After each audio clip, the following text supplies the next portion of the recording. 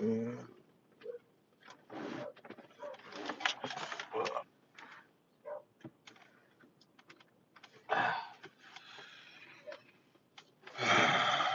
Take you there. Take me there. Come on. Oh.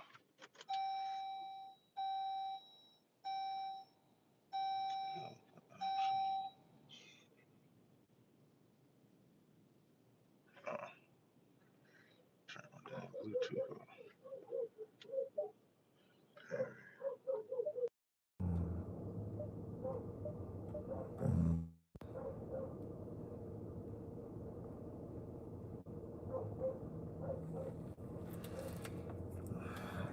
Yeah. Studio.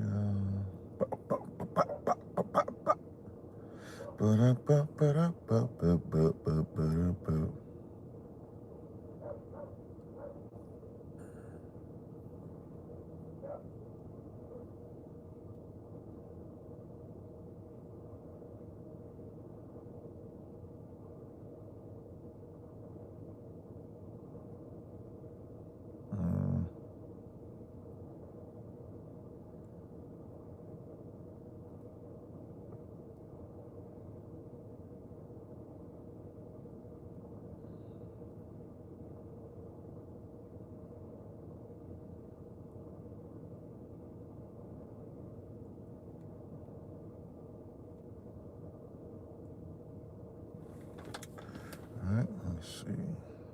I got any new song I want to play? Cut that shit off.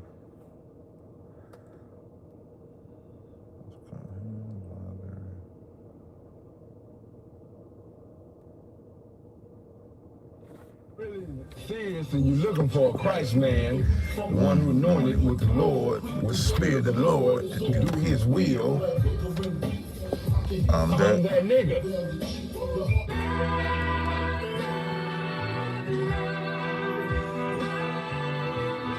One West, 125th Street. Look, y'all put your faith in presidents like they gon' change this country. Run the league and let y'all play cause y'all gon' make a money. Fuck Obama, he ain't come here on cargo slave ship. What the fuck he do for blacks in his administration? I'm waiting, chasing like a saint. At least they kept it 100. So Cap, question, I ain't laughed like that last stream with the Muslims. I'm still in stitches.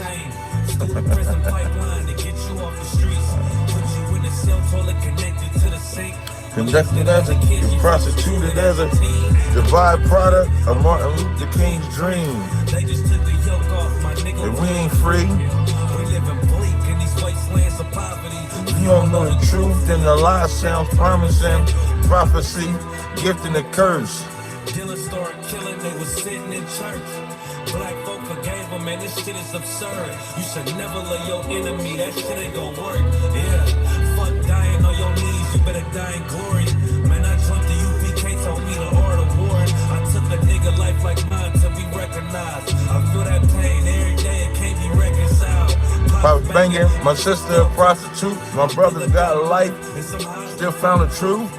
War ready. No cowards, no excuse. Fuck reparations. You can't bandage no open wounds.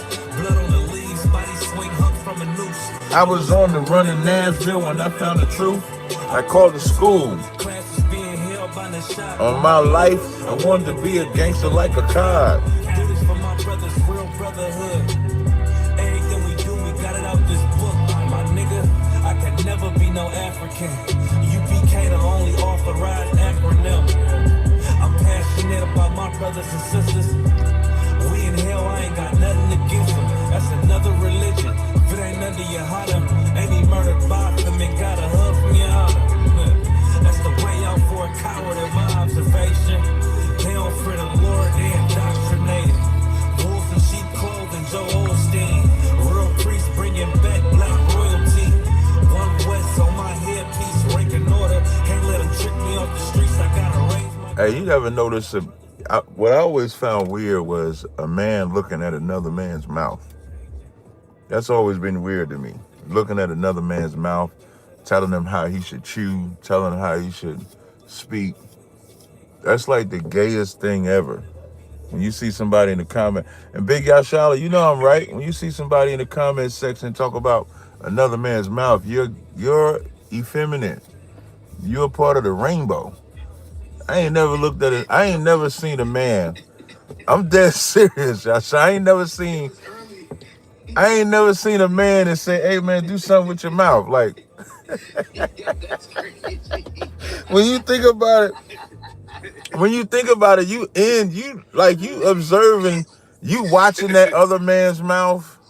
Oh, I never understood that. Nah, that's diabolical. Nah, Yeah. watching another man mouth this early is Yeah. diabolical. I ain't gonna hold you. Now she said she's a woman. Maybe she attracted Okay, to all it. right, all right. Maybe she All attracted right. to a man's mouth. So that's a I different don't. story then. That's a Yeah. different story for sure. Maybe she attracted to a man's mouth, which that ain't unlawful. So I just wanted to maybe stop. Listen, maybe stop my music. Maybe This stop playing my nigga, music. Ain't that what Lefty Gunplay had to say about that one dude too? Was like, yeah, man, I like it how you keep your mouth open. He was like, what? Yeah, like I don't hey, yo. understand. But let me give my introduction, man. Welcome to another edition of the Car Chronicles with Captain Tazaryach. As y'all know, I do 2 live streams. I'm live on YouTube. I'm live on TikTok. If you on TikTok or YouTube, if you could just go ahead and share the live stream, thumb up the video. You can heart the video. If you got love for your brother, you can give gifts. We appreciate it. I do take all questions that people have. As people call in on the phone lines, I go back and forth between the TikTok and the phone lines. On my YouTube, I saw this video. I don't know if y'all saw this on TikTok, but I saw this video where Michael Jordan was tapping a little kid's bottom. LeBron James has always been the greatest for me. But for all you Jordan lovers, y'all gonna have to explain. Y'all gonna have to explain. Michael Jordan. I just shared that. Listen, I just shared that video. Yo, and he was like, in that video, he was like pinching. He was going off on it. He got a grip on that bad boy. I mean, he grips, not just grip. GRIPS. Captain. Yeah. Yo, can I ask you how you feel about it? I've learned a long time ago that these celebrities and these people that are up there making money, that it doesn't take away from their illicit behavior. Now, I ain't never heard nothing like that with Michael Jordan, but for him to feel that comfortable grabbing on that young boy, I'm not sure. But yeah, but in front of people, in front of everybody. But I do got to answer somebody's super chat. Somebody asked me in my super chat, they said, why you support Jasmine Crockett? She supports the rainbow and feminism. I don't support no politician. I said I like Jasmine Crockett. Woo. I like Jasmine Crockett. But I don't support Jasmine Crockett because, like you said, Jasmine Crockett supports the rainbow. And I don't know if I would call her a feminist. I don't know if I would. Hey, man, you got to be quiet, man. Thank you. Yo, my bad, yeah, thank you. Appreciate it. I don't know if she's a feminist, but she does support the rainbow, specifically the T of the rainbow.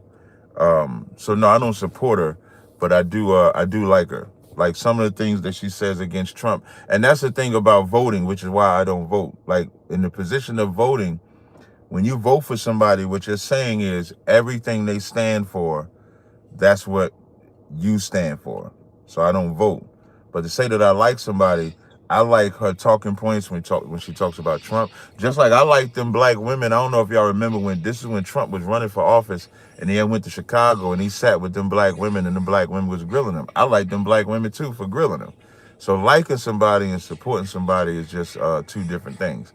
So with that, the phone lines is open, 862-224-9027. If you got a question or comment, we do have people on my TikTok stage. I know Yasha Allah, he'll chime in if he sees something that he wants to chime in on, so I appreciate that. But Battle Axe, did you have a question or comment? Yeah. I was just going to ask you, who was that you was bumping? Was that Ice? Who that was I bumping? What? What do you mean? When you was just not playing the music. Was that Ice? What you mean Ice? The brother Ice for ISPPK. Oh, no. That was Natazab. I forgot. That was not Tazar. Yeah, that was not Tazaryach. Now him and not Tazaryach do a lot of songs together, so that's probably why you thought it was him. But no, that's not Tazaryach. That's his song. It's called Unindoctrinated. Con. Yeah. Okay. Yeah, I'm gonna sit back. That's what I was wondering that because you know what I mean. I'll be bumping them dudes, man. Oh, okay. You should get Captain Katazar has an app called Tribe Vibes. It's on iPhone and Android. That's where you can find like all of our music. Like if you want to know where all of our music is at, every bit of music we have is on the app Katazar made. And you get that one app. You didn't start it. Open up the floodgate on me now, man. Yeah, that's where all the music is at. Yep. And that Vibes with a Z? Yeah, yep. Tribe Vibes. TR. Let me make sure I got it spelled right. Hold on. Give me 1 second. I'm gonna hold on. I did that wrong. It's spelled. Jesus Christ, why is my phone tripping right now? It is spelled, TRIBE -VIBEZ. That's how you spell it. And that has all of Captain Akai's music, all of Captain Talwar, Not Tazaryach, Karak, all the brothers that make music. It has all their music on there. Con, Thoda, the water hot. I ain't about no sweat. He said Thoda. I thought he said Yoda for a second. His.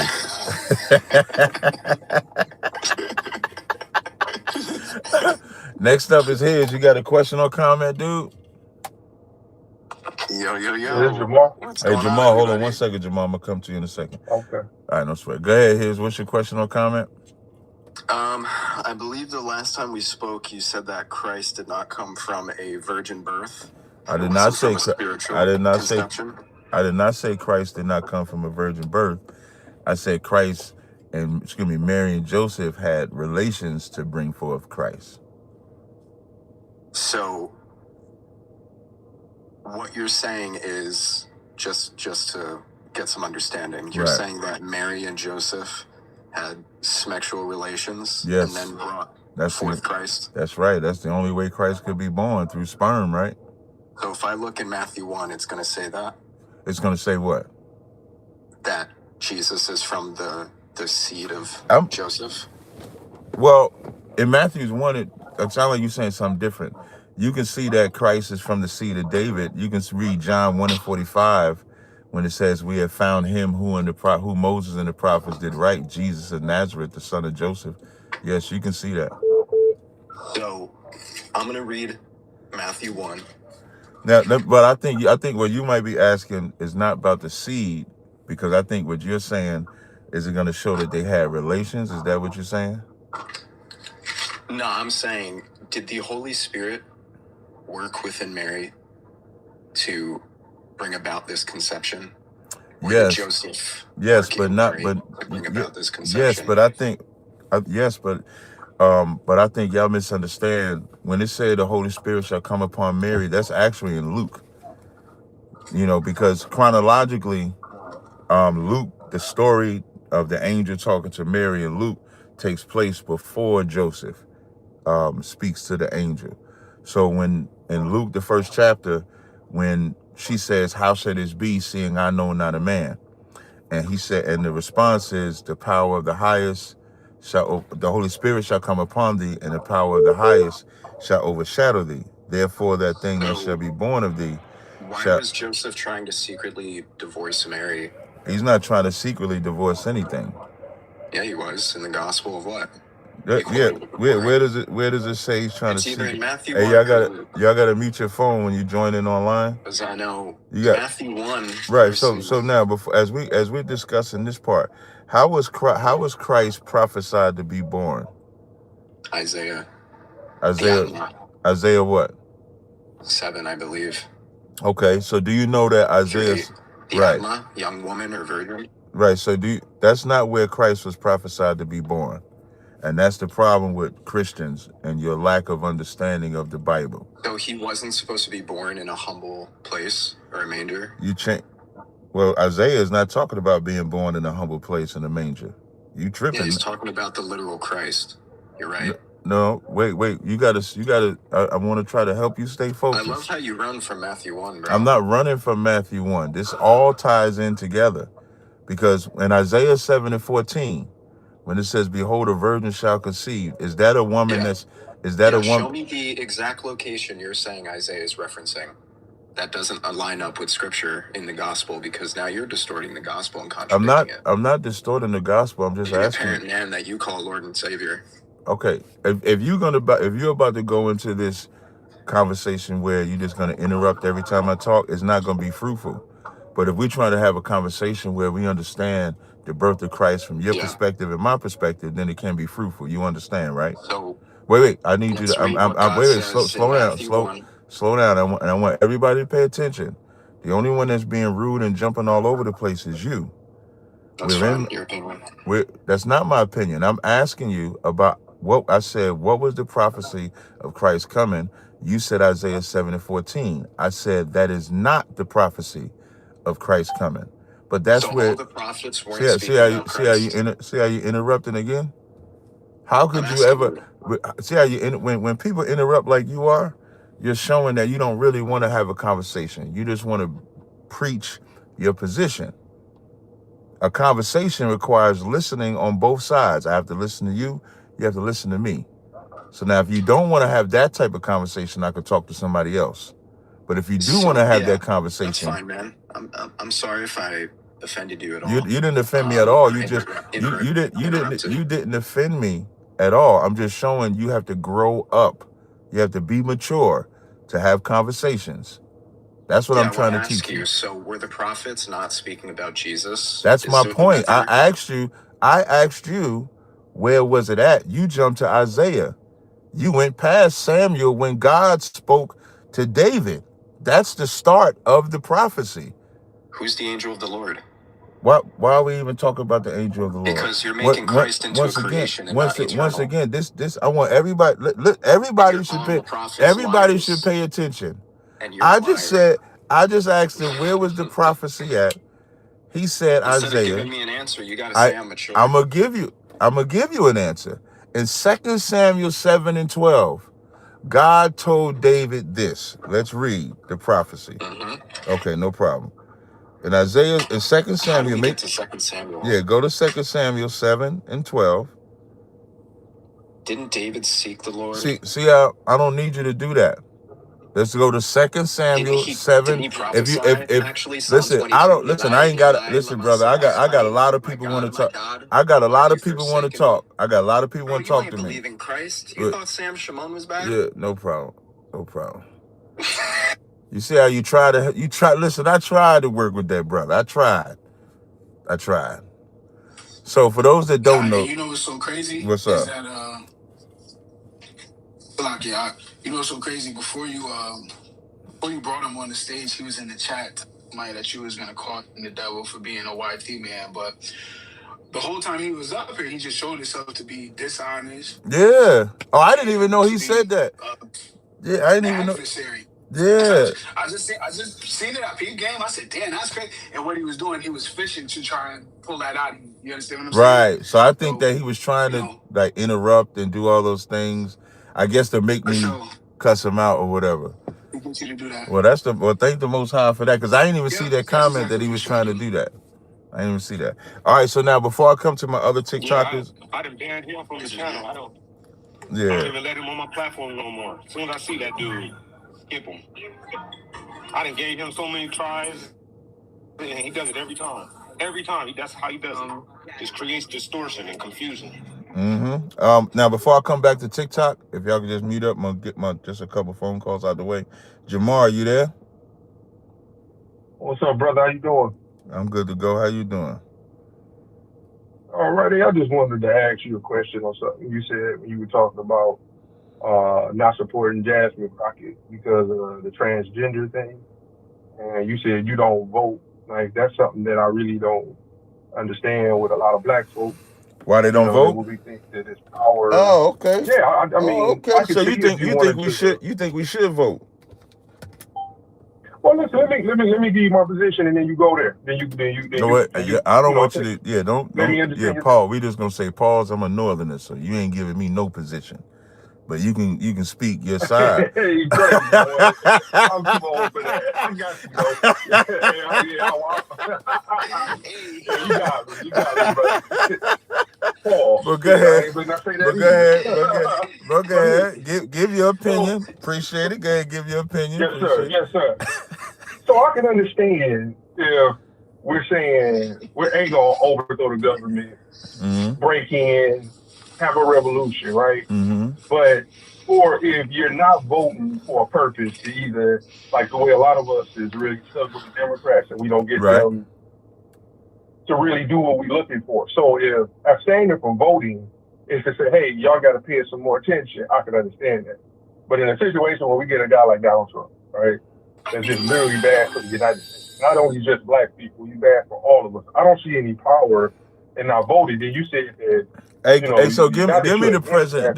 Do this for me. Give me the president that you think you voted for that helped black people. Give it to me. I don't think. Brother, I don't really care. I really don't think none of them really did it, to be honest with you. Okay, so why are you telling me? Wait, hold on. Wait. So if none of them did anything for us, why do we have to vote? If none of them have to do anything, my brother. I think it's a benefit to you vote because this president is actually. Okay, but you just said. But listen to what you said. You said that we should vote. Actually, what president benefited us? You said no president benefited us. So your vote still means nothing. I think what you're saying. I think what you're saying is that because Trump is so bad, our vote wouldn't matter. So now I got a question for you. How many black people, do you know the percentage of black men and black women that voted for Trump? The percentage of black men, I think it was. I'm sorry. That voted for. No, I'm saying it wrong. I apologize. That voted for Kamala Harris. Yep. That voted for Kamala Harris. It was like 95% women and 82 or 82% men, right? So you could damn near say all black people voted for Kamala, right? Yeah, for the most part, yeah. And it still ain't do shit to get Kamala in office. You know why? Because we're not the majority. You know who black people banked on? Black people banked on, and this is what's diabolical. Black people banked on the white woman because the white woman was presenting herself like she was going to vote for Kamala.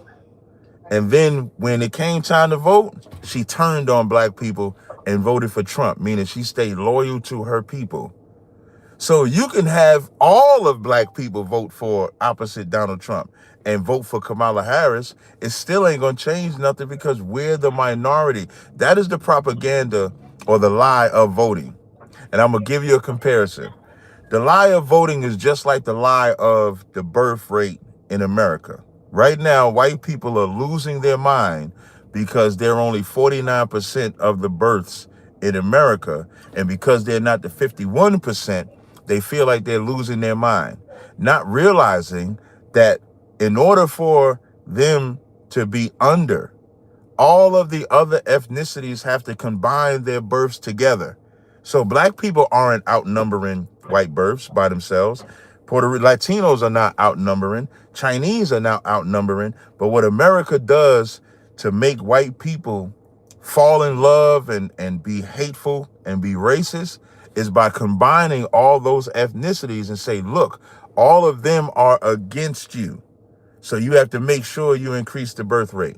And so black people believe that if they all come together and just vote, it's going to matter. But they still need the popular race to vote on their side, the majority, which is white people.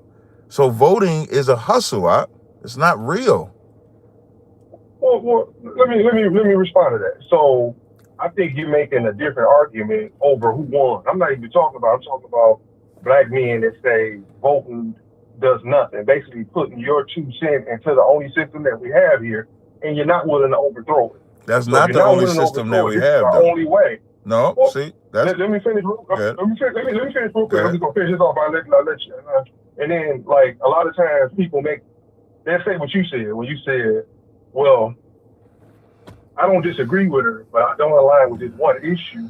Now, I mean, that's like when you talk to people and they say, oh, I like Farrakhan, I just don't like this one thing. We don't agree with nobody. I don't agree with everybody somebody say, but for us to put our 2 cents in, I mean, we got local elections, we got presidential elections, we got a bunch of different ways, but I don't see the power in not voting. You know why? Because the one power we supposed to, no problem, but the one power we supposed to have. In Jeremiah, the 29th chapter, in verse 4, it says, thus saith the Lord of hosts, the God of Israel, unto all that are carried away captive, whom I have caused to be carried away from Jerusalem unto Babylon. Build ye houses and dwell in them. Plant ye gardens, eat the fruit of them. Take ye wives and beget sons and daughters. Take ye wives for your sons and give your daughters to their husbands, that they may bear sons and daughters, that ye may not be, that ye may be increased there and not diminished. And seek the peace of the city whither I have caused you to be carried away captives, and pray unto the Lord for it. For in the peace thereof you shall have peace. If we could follow that platform, we wouldn't have to vote for nobody.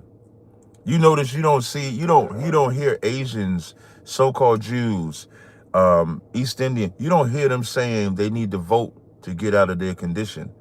But you do see them changing their way of life to get out of their condition. Black people don't need a president. Well, my brother, they're different people. They have a different role than us. You're right. Wait. Hold. I don't take away from that. But in 2026, when we as Israelites go out on them street corners and tell black people to stop being drug dealers and stop getting high, they want to fight us for that. They won't fight us for that. When we tell them to stop being in gangs, to stop unaliving it. Now, just imagine if they listen. Is that a vote, or is that just changing your morality?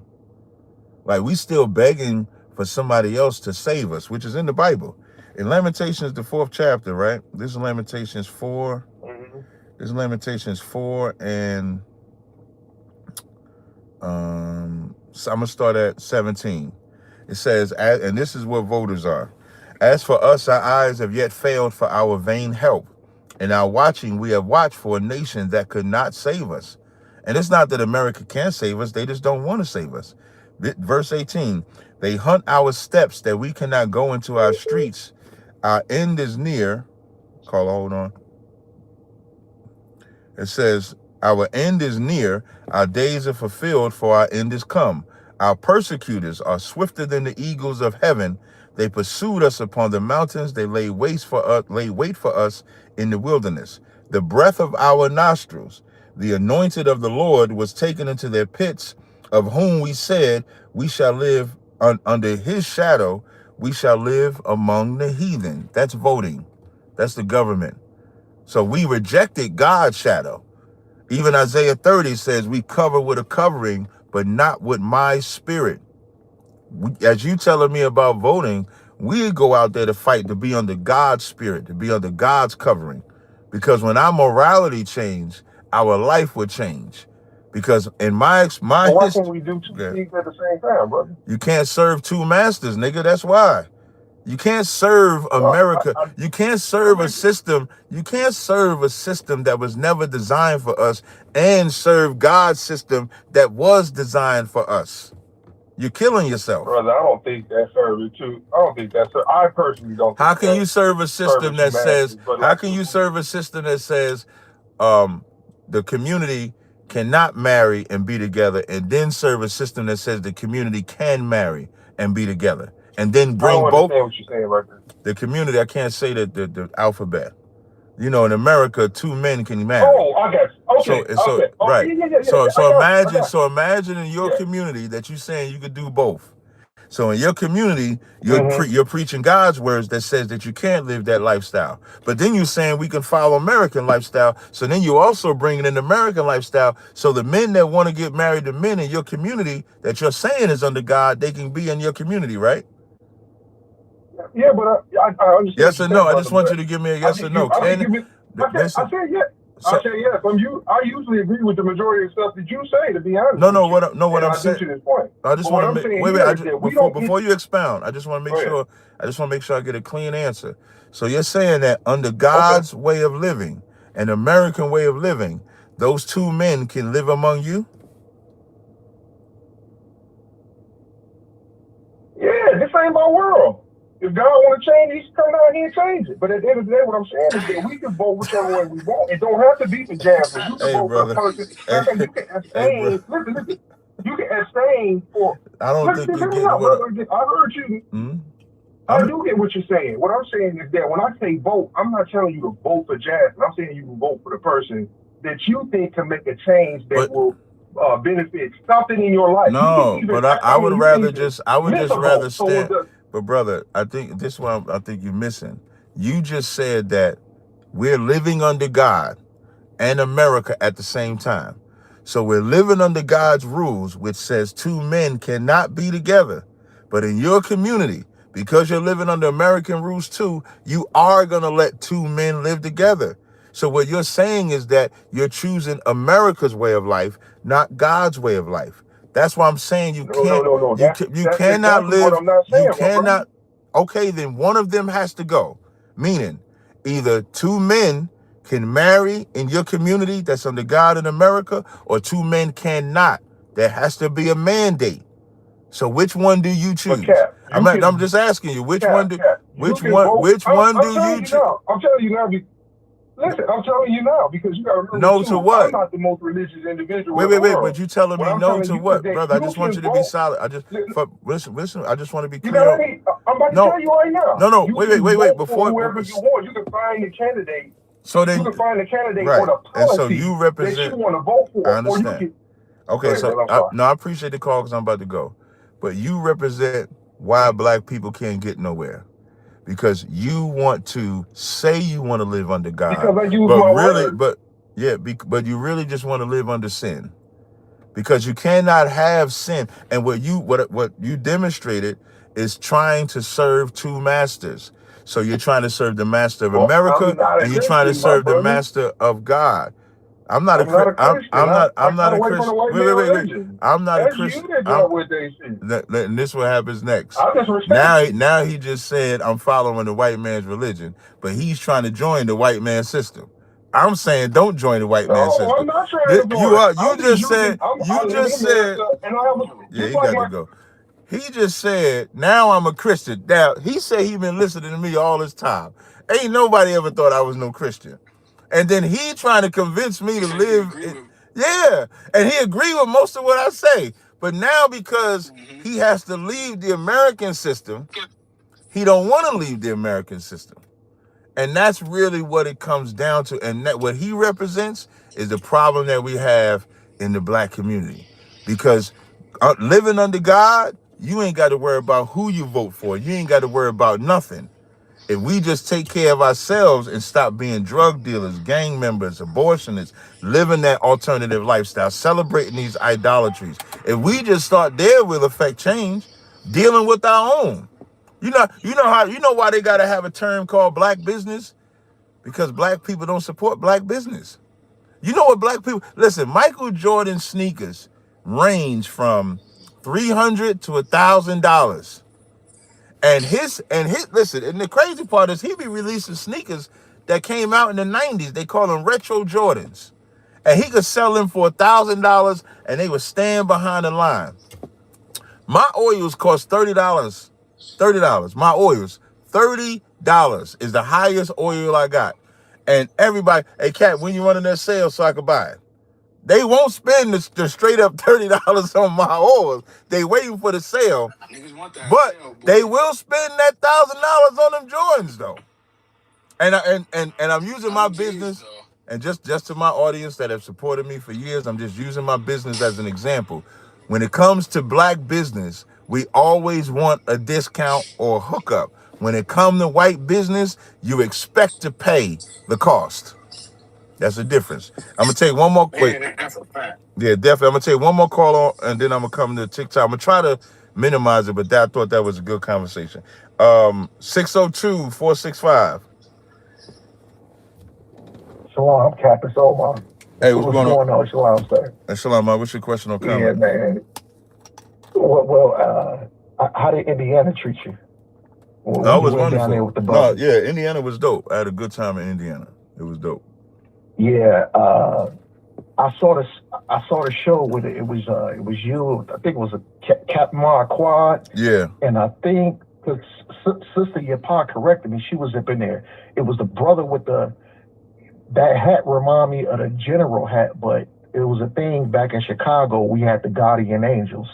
So I remember the hat. I think the brother name was what was his name? The captain. Captain Kapash. Kapash. Yeah. He had that hat because he yeah. had that hat because he had just came from Cuba. So he was in Cuba, working with the brothers out there in Cuba. That's why he had that hat on. Because I remember during y'all conversation, I think Kapash had said that he was down there and he was supporting. He specifically went out there to support the kids. He was out there, teaching the shorties, and he said something about how the Cuban infrastructure, how the buildings and stuff was falling apart. And when he bought the food to help out the women and the kids, he said the lady walked upstairs and her foot went through the floor because the infrastructure in the buildings is so they're so old and the infrastructure is broke down. So that was powerful, man. Yeah, I like them brothers. Yeah, definitely. And that's my guy, Captain Marquardt, because he's from Chicago, like I am too. Right. I think he's from up top. He's from up north, where we from on the north side of Chicago. You know what I'm saying? So shout out to Captain Marquardt. Yep. But no, what I wanted to ask though, Cap, the one text I seen you, it's the sister who she do the pink book lesson, the one Joan I sent you, when she was talking about how that Bad Bunny concert. I didn't get a chance to watch it when you sent it to me, just so you know. Oh my God, yo, Cap. So the sister with the platform, she got a big platform. I think it's called Pink Book Lesson. So she gives like her on insight. YouTube or something. Yeah. Okay. So what makes that ironic? I don't want to take that call. So what makes that ironic, why was Gorilla Hebrew on the opening Joan talking about, oh yeah, Bad Bunny? He said, oh yeah, Bad Bunny had the best performance I've ever seen in the Super Bowl. But that's ironic because, on what happened to him and what his wife did to him. That's ironic that he would agree with Bad Bunny having the best Super Bowl performance. Yeah, listen, y'all ain't gonna give y'all ain't giving Gorilla no breaks. Y'all ain't giving that cat no breaks. See, no. Here's the thing, no Cap. He don't deserve a break. And the thing is, because a lot of people be like, "Oh, Cap, keep talking about." But the thing is, I haven't talked about it in a while. Exactly. But like I said, what made it ironic is the sister from the Pink Book Lessons on her opening thing before she jumped into the subject about the dude Bad Bunny in the Super Bowl performance. Gorilla Hebrew was on the opening doing the live talking about. She showed it. Okay. And that nigga said he said that's the best Super Bowl performance I've ever seen. It was disgusting. I'm assuming because Bad Bunny is supposed to be a homosexual. I mean, basically, yeah. He. But y'all do know. I'm gonna tell y'all something, right? Y'all do know. Y'all do know a lot of y'all favorite rappers also are too, right? Shit, nigga, not my favorite rappers. Who's your favorite rapper? Shit, my favorite rapper is, but that's my guy, my nigga Nas. That's my guy. I ain't never heard you hit below the belt with that one. Cause that's my favorite too. Yeah.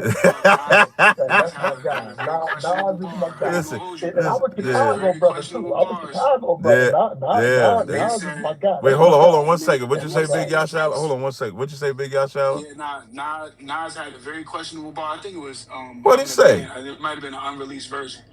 He said, listen to me now. Listen, Cap, I know that's your man's and all that. He said he drank. Listen, chill out, chill out. You said it. He drank men fluid. I'm going to leave it there. You gotta send me that. Send me that song. It'll be no Nas slander until I hear the song. You gotta send me the song. You guys. We can't take that. We can't take that. Yeah, you got to send me. You got to send. Listen, and let me tell you, if you send me the song, though, if you send me the song, I'm gonna rock with you. But you get like Yasha Allah. You got 6 hours. Now let me stop. You gotta send me that song. Leave him alone, Cap. Leave him alone. Yeah. Tell you something. I was hurt. I love Nas, nigga. I was hurt. I said, ain't no damn way, boy. But now I'm gonna send it to you. You gonna see what I'm talking about. Okay, yeah, send it to me. All right, but let me get to the other callers if that's all you got, brother. But no. I want to bring up just one. Okay, but you got it. I need you to just get straight to it for me. I'm gonna get right to it. That she had Gorilla on there, but no, salute, Cap. I'm gonna let you get back to your thing. I appreciate it, brother. Sir, I'm glad you made it back to Jersey safe, man. Represent, man. All right, thank you. I appreciate it. All right, on TikTok. Right. Now, if I forget the order on TikTok, please apologize. But from what I see on the stage, we're gonna go to Jesus and the Father, Sentinel, Ken, ADS, the dude with all the weird alphabet letters, and Walking, in that order. All right, if y'all could kind of get straight to it, because as you see, we got a lot of people. All right, can everybody hold on 1 second? I'll be right. Wait, I'm gonna just play a song before you say that. Just hold on 1 second, right? I just gotta grab something. If y'all could bear with me, let me play a song for y'all. Hold on 1 second.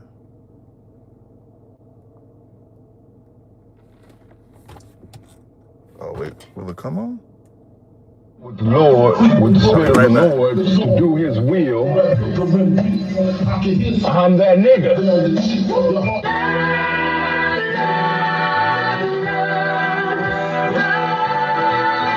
One West, 125th Street.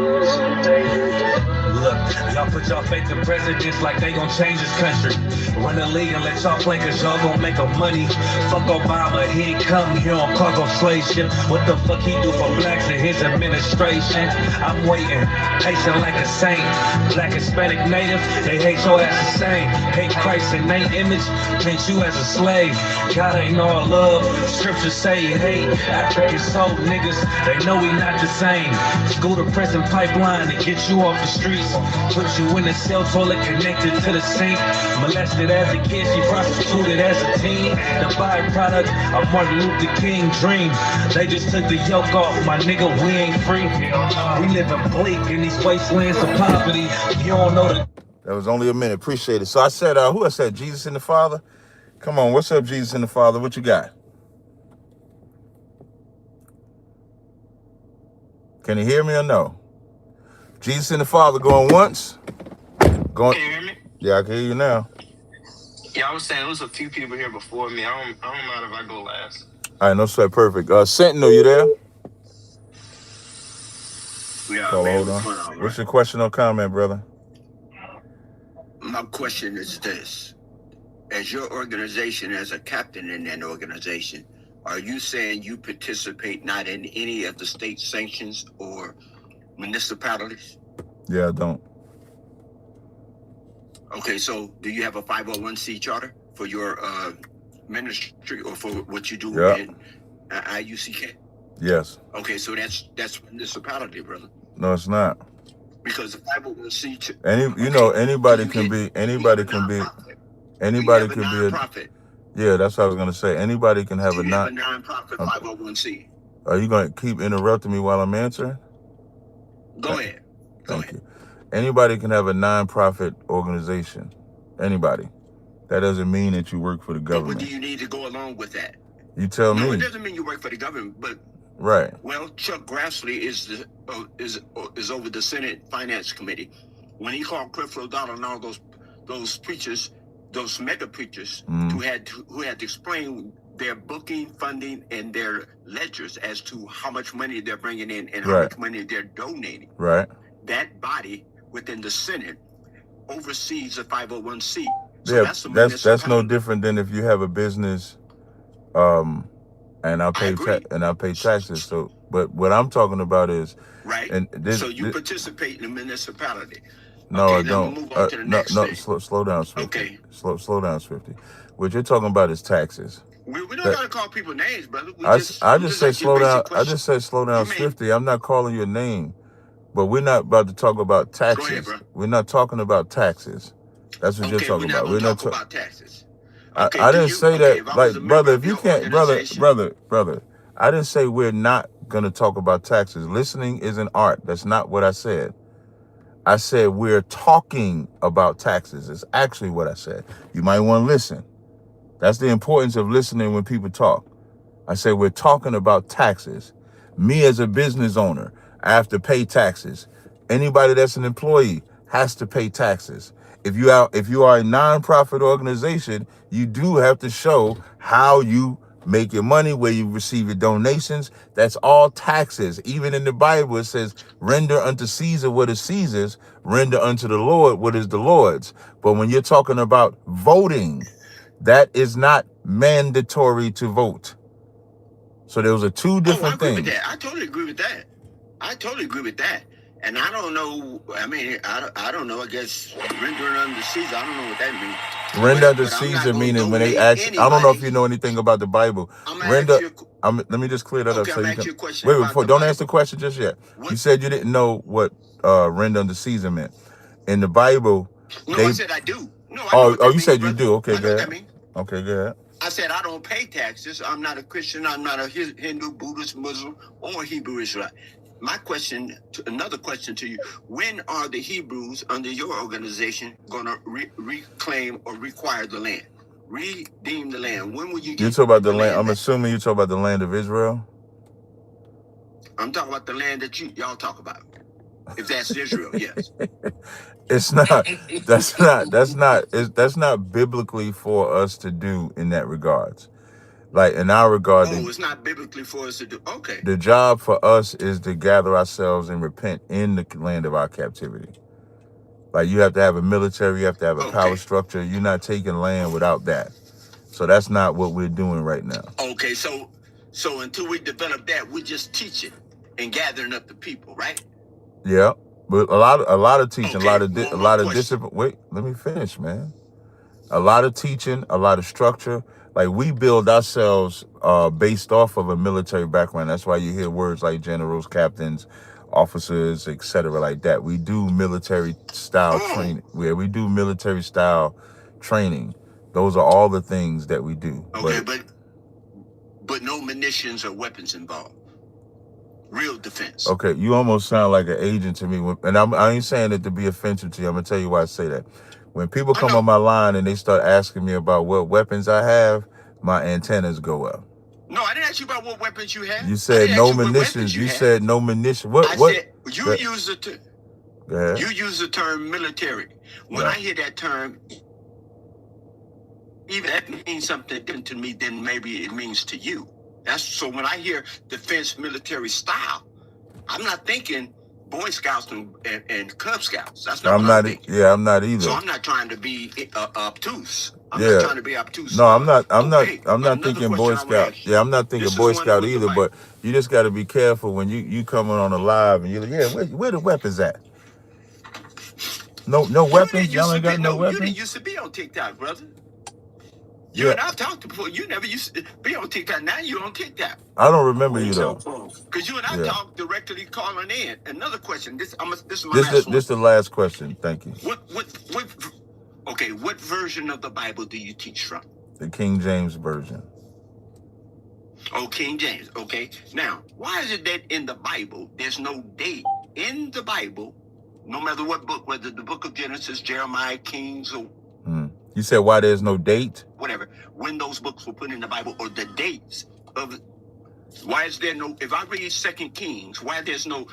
So that's not something... 10:6. I get what you're saying. Right. No, I get that's a good question. When you go through a lot of the early cultures, you won't see dates. So that's not an Israelite thing. That's just a cultural thing. When you read anything in Egyptian history... Man, you can't keep interrupting, man, every time I ask a question. Respond to your question. So if you go to any culture, you're not really going to see dates. It's only when we come back. So, for example, like, let's say if they give a date of something happened in 10 BC, right? What is the date 10 BC? What does the BC mean? The BC? Yeah. Some say before Christ, and then you have BCE, before the Common Era. Right. It was always before Christ. It was only when atheists came in when they wanted to get rid of the Christ aspect. So even time is regulated to the life of Christ. So it wasn't until that time that they started going backwards and saying this was discovered at this time, this was discovered at that time. But during those cultures that we investigate and go back in time, you don't see them having dates and stuff like that. So it just wasn't the thing to do. That's all. But I do appreciate. So it just wait. That's your last. Yeah, that's your last question. I appreciate. Yeah, that's my last one. Thank you. Appreciate it. Yeah. Next person. No, don't talk no more, man. Thank you. Next person is Ken. No, I'm just going up. What up, dog? How you doing, bro? I'm good to go, man. What's your question or comment? And then after this, to my callers, I'm coming right to y'all. Go ahead, brother. I'm sorry. No, it's all good, bro. Hey, I seen a clip of you, bro. I didn't know if it was AI or not. But what was I doing? Is it true that you believe Satan is actually the Romans or something like that? It depends on what you mean. Like if you asking if I believe the white man is the devil, including the Romans, yes. But the original Romans was black, but no, I was talking about when that's not. Satan fell. Yeah, well, you smart. Listen, you have a certain level of intelligence, so then you should know that I'm not talking about the original Japhites. I'm talking about the white man that replaced them. Exactly, right. Sir. I'm really not even talking about the Romans. In the clip, well, you just said Romans, though. You just said Romans. Yeah, you're right. Let me not say that. But in the clip, come on, man. What is this punk? What is this, trick me day? No, bro, I'm not trying to trick you. Or nothing. No, I'm saying like every caller, a couple of callers already acting like I'm not responding to what they saying. You said I didn't ask you about Rome, but you did. So I'm just tripping. That's all. Go ahead, brother. Yeah, bro. I misphrased that. No problem. Satan, when Jesus said he seen Satan fall out of heaven like lightning. Right. In the clip, the way you responded was, "Oh, that's a metaphor." Facts. For that's a metaphor for I don't know the clip you're talking about, but that is a metaphor for the Roman Empire falling. When he says, I saw Satan falling like lightning, he said two things. I saw Satan falling like lightning, and then he also said, now is the prince of this world cast out. The prince and Satan are the same person. So it's not meant in the literal sense of just dropping, but it's meant in the sense of his time is now running out. So yes, that's exactly what I said, and I meant it. But wouldn't it say Satan would have came way before them, no, bro? Because the Satan so I'm gonna give another scripture. You're familiar when Christ said, "Ye are of your father the devil," right? Yeah. So most people believe that Satan and devil is always talking about the angel in heaven. But when Christ and when we say it, when you call somebody a devil, you're not always talking about an angel, because when Christ said, "Ye are of your father the devil," he was talking about the Romans that he was working for, that carries the spirit of Cain. So can't that be any evil though? Any sin, and that person that accepts and lives in sin, can be a devil or a Satan. But that's my point. When he's saying "Ye are of your father the devil," he's telling the Pharaoh. Hey, you got to mute your mic, dude. What else can I do? My PTR says mute your mic. So when Christ is calling them the devil, he's calling the Pharisees the son of devils. Those are Israelites. So you're right. Anybody can be a devil. But when we're talking about the devil, there's somebody that quantifies or exemplifies. I sound like the cat from Barbershop 2, that quantifies or exemplifies the devil. And that's the so-called white man. Just like in Genesis, the 3rd chapter, when it says, now the serpent was more subtle than all the beasts of the field. So other beasts were subtle, but he was the most subtle. So you can have deceivers, but then there's a deceiver that is the deceiver. He's not low level. He's the top. And then you have us. And then you have Arabs, or then you have other people that could be deceivers. They could be called Satan. We can be called angels too. So all of those different words can be ascribed. Even the word God can apply to us. So all those words can apply. But when we talk about the devil, that's the so-called white man. Okay, bro. I'm learning. And then my last question, right? I've been reading this book by Benjamin Franklin, bro, and he says that the Native Americans, when they got here, were swarthy and tawny. Now, my question, Latinos and Native Americans, it's a fact that they are mixed with like 3 or 4 nations. So how would they be Israelites? If you're going to go by, I'm assuming because they had intercourse, you're saying they had intercourse with other other races?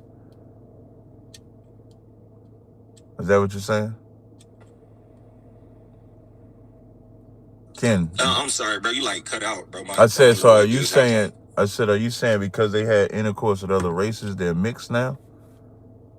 No, so, okay, I'll give you an example. A Mexican person, bro, their base started off as an Asian man. No, they did not. Asian man no, they did not, man. Bro, if you look at their genealogy, what is a Spaniard? A Spaniard was already a mixed race. But a Spaniard is not a Mexican. You know, the Aztecs. That's a part of them, no, they're not. This is what I need. Black people. At some point, black people are going to have to raise their level of intelligence when it comes to the human race and what makes a race and what just makes features. They're gonna have to come to grips to it.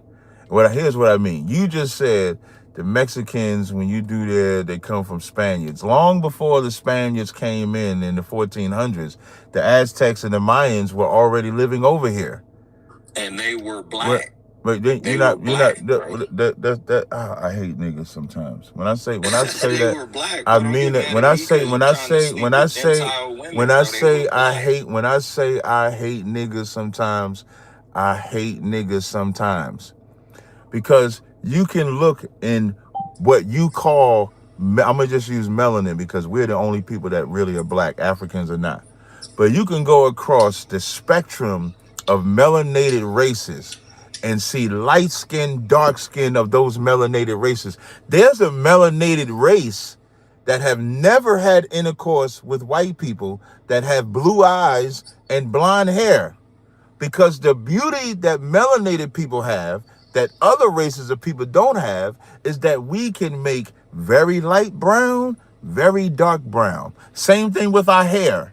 They make it seem like Hispanics that got straight hair or black people that got straight hair, black people can't make it. And that's a lie, because you can read in the Bible, there's goat's hair and then there's hair like wool. Goat's hair is the more flat hair. The wool hair is the more kinky hair. We have to upgrade our, and this ain't no disrespect to you, maybe, and if you can receive it, you can receive it. When I hear black people make skin tone a race of people, you showing me that you have not washed off white supremacy, because skin tone as an ethnicity did not exist until slavery. Until slavery, skin tone and colorism did not exist, and it was only created as a divide and conquer. The white man knew that if he favored light-skinned black people, that the dark-skinned black people would hate them, and we hate them to this day. To this day, when I hop on the live stream, you know how many times people come on my live stream and say, Cap got white in them, Cap got a white mother, Cap got a white daddy, because I got light skin.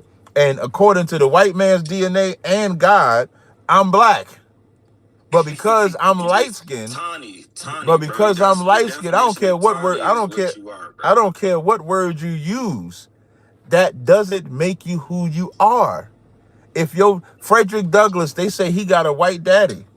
But bro, what does that have to do with Israelites and Latinos? What that has to do with is you said what that has to do with is you said that the Native Indians are 3 different races of people. And one person cannot be 3 races. Whatever your daddy is, that's what you are, regardless of what outside features you inherit. Bob Marley, is Bob Marley black to you? Bob Marley is actually what you would call an Edomite. His dad is white. But wait, now you're right. But what would the world call him? It doesn't matter. It does matter, man. This is what I mean. If we can't have an honest mature conversation. What does the world call him? They would say he's black. Right. And so That's the question. And that's the question. One second.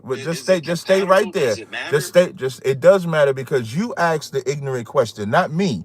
You basically, because I'm telling you, I'm trying to tell you, because if you can know that the world calls Bob Marley black, even though he has a white father, but yet you're asking me a question about what's supposed to be mixing and Spaniards, it shows me that you don't know anything. Because a just because the Spaniards came. Doesn't the word say not a seed of Israel will be sheaved? So it's like, what are you talking about, bro? What is that? Wait. So you're talking about Amos 9:9. It says Amos 9:9 says, I will sift the house of Israel from what I don't know why you brought this up. Wait. Let me read the whole verse. I'm gonna show you how more ignorant you are. So Amos 9:9 says, for lo, I will command and sift the house of Israel among all nations, like a corn is sifted in a sieve, yet shall not the grain fall upon the earth. So imagine, for those that don't know what sifted through a sieve is, imagine you picking something up and then you shaking it because you're picking all of it up. So as you gather in the corn, everything else is being gathered with it. That's the metaphor. And so you shaking it. And so all the dirt and the grit and everything gonna shake off. And the only thing you're gonna keep is the corn. Doesn't matter the color of the corn as long as it's corn. So when he sifts the house of Israel out of North America, South America, Europe, Africa, Asia, he ain't going there looking, man, you too dark to be me. You got blonde hair. You got discolor eyes. No, he's going to call them Israel by who they are from their father. You're identifying from the outside. God is identifying from the inside. There's a difference. So you have to grow up. I'll give you one more response. I'll give you one more response. No. And what I like about you out of the other callers, at least you're able to hear and comprehend what I'm saying, because I'm not saying it to be offensive. I'm saying it because historically we all thought like this. We all thought about skin color and XYZ. We all thought that races was just wiped away. But you have to learn the truth about it. I'll give you one more response and I'm gonna go to the next person. Yeah, bro, I was just gonna say, man, it's all love, bro. We Jews, I got real love. I'm trying to learn. I'm learning. Where you live at? I'm new to TikTok, bro. So where do you live? I have questions. Where do you live? I'm originally from Michigan, bro, but I live in Denver, Colorado currently. I'm gonna give you a number to call. I'm gonna give you a number to call. He'll plug you in with the classes that we would have in that area. You want the number? Yeah, bro. You can send it to my man. What you gonna do? You just gonna put it in the comments? I was gonna give it to you now, but don't pause. I was not gonna give it to you now, Salaki.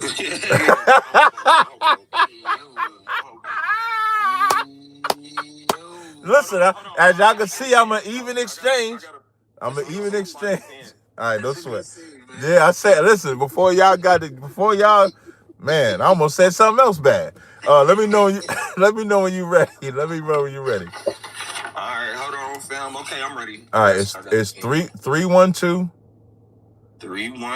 989 4628 4628. And when you call, if they don't answer, just leave a message or a text and just say, Captain Tazaryach said to contact you for class. All right? All right, buddy, man. God bless you. Hey, bless you too. All right. So to TikTok, just hold on. I just got to get my phone calls. On the phone line, I got Tazaryach or Tazaryach, if I'm saying that wrong. Hey, Roberto. Yeah. Shalom. Hey, shalom, brother. You got a question? Yeah, shalom, Kat. Yeah. How you doing? I'm good to go. Yeah, really, I'm just calling because I'm trying to get the number from New York, so I could start going to class and everything. That's my number. Oh, it's your number. Yeah, I'm in charge of okay. Yeah. Which one? Because I got the one I'm calling number now, right the here. 646 number. Either one is fine. I'll get both of them. Okay.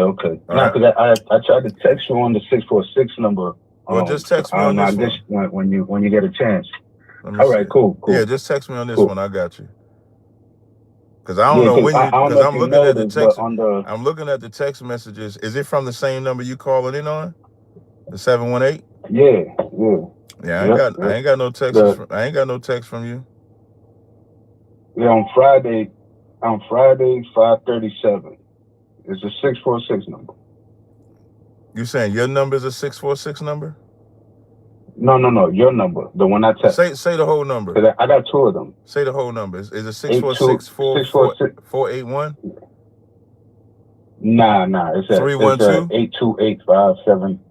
Yeah, 8285777. Yeah, that ain't my number. That ain't my number at all. That ain't your number? No, okay. The New York. At some point, the New York number. The New York number is 646-481-6315. That's the New York number, and then my cell phone number also. All right. Say that other one again. Which one would be better to call or text? This one. This number right here, 862 is fine. But if you want the official, if you want the official New York number, it's 646-481-6315. All right, got that. I had to do that just in case somebody try to say on the live stream, Cap don't even be answering the phone. I'm just glad he said the wrong number. No, he put the wrong number. No, I'm just joking, bro. Yeah, I put the wrong number. I don't know how I did that. I might have went backwards and tried to. Yeah, ain't no sweat. Yeah, so just hit me up later. That's too wild. Yeah. Oh, I wanted to ask you about the website, because I was trying to get the number from the website. It don't say the New York number there. Like when you go to the school, it just brings you back to the same screen. Okay, I'll show you the Upper Darby number. I'll let them know. I'll let the school know. All right, no sweat. The what? Hey, I appreciate it. Shalom. All right, shalom. All right, one more caller. Next caller is hold on. Caller, hold on. Next caller is where is this one at? It says Frida. Hey, Z Lloyd, you gotta mute your mic, dude. Frida, you there, Frida? It says Frida Graffith on my phone. Frida Graffith going once. Now you've been on the hold for 23 minutes. You got 24 minutes now. You're gonna get mad if I hang up. All right. 720-621. Oh, greeting, brother. Can you hear me? I can hear you just fine, brother. Oh yeah. Well, since it's your post, I'll just greet you respectfully. Shalom. Shalom, brother. Oh yeah, you know what really kills me? What kills you, man? Black people be saying. What? What kills you, man? When they say they mix. That really kills me. I hate when some black people say they're mixed. Well, a lot of us don't have that. Yeah, but a lot of us, you got to almost have mercy in some regards, because biracial is not something that they made up. Biracial is something that this society has made up. So you can't really fault them. You gotta sometimes we have to learn to have patience. Now, let's say if a person is coming at you real indignant or something like that, then that's different. But if a person is just calling themselves biracial because that's how they grew up, you can't really fault them for that. So you just want to try to have a little bit more patience with your brother, with your sister, because did you always know we wasn't biracial? Well, I already know that. But does somebody have to teach you that, is what I'm saying. You know how it is. They talk about, I got Indian. I'm lost, brother. Hey, brother, you got a question? Because I'm sorry. I don't mean to. Oh yeah. Almost lost. Oh yeah, I got it. Listen, oh yeah, I'll say Black Power. I had to hang up. Like I don't know what the fuck was happening. I don't know what was happening on that one. Call, hold on, I'm like, what is happening? What is happening right now? I did not get that one, man. All right, so now not their question, man. All right, so now back on TikTok. Back on TikTok. Jesus and the Father, you ready now? And if y'all can go ahead and get these likes up. Car. You can let somebody else go in Hey, front of me. all right, I'm gonna drop you down. You come up when you ready. Leave your ass on the ground. Jesus and the Father. Walking. Let me see. Walking in the truth. Hello. Hello. I do agree with you on the part in reference to voting to some degree. I don't think that we've made any headway with voting for the most part, as far as in presidential campaign. Right. But I do think that we can do that we should vote in citywide and statewide elections. I think, but for the most part, really truthfully, we need to get our act together with God in regards to, and I don't mean act, but our life together with God in reference to how we live and turn away from sin and make that. But the only problem I have with your belief system, well, I'm not gonna say the only problem. I have a few issues that I think doesn't align. Right. Come on with it. But it's going to take an immense amount of grace. And I'm not saying that you guys don't believe in grace, because I don't know if you do or you don't. But it sounds like you guys are very legalistic. And what you mean by legalistic? Well, for the record, we do for the record we do believe in grace. But what do you mean by legalistic? Okay, that's good to know. I feel like, well, then if you do believe in grace, then you probably are not legalistic. But what I've seen from seeing you, I've seen you a lot of. Can you just break down what you mean by legalistic first, so I can understand that? Legalistic could be literally anything, by the way. But I mean, like, going by the letter of the law in reference to. Well, we go by the law. Going by the letter of the law, to the extent of not realizing that we're in a dispensation of grace. So we don't have to. Do we have to keep the law? We do have to keep the law. Actually, grace is even above the law. So there is no dispensation though. It sound like you legalistic. No, not at all.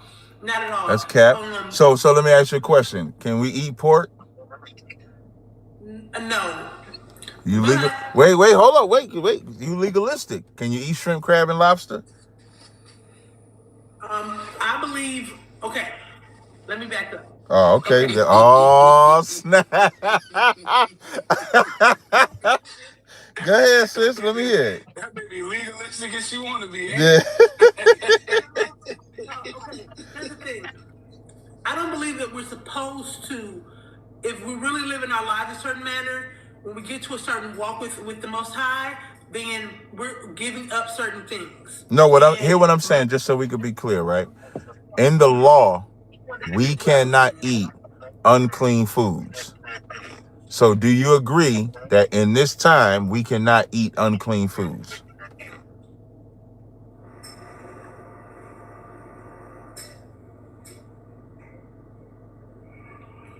We can, but we shouldn't.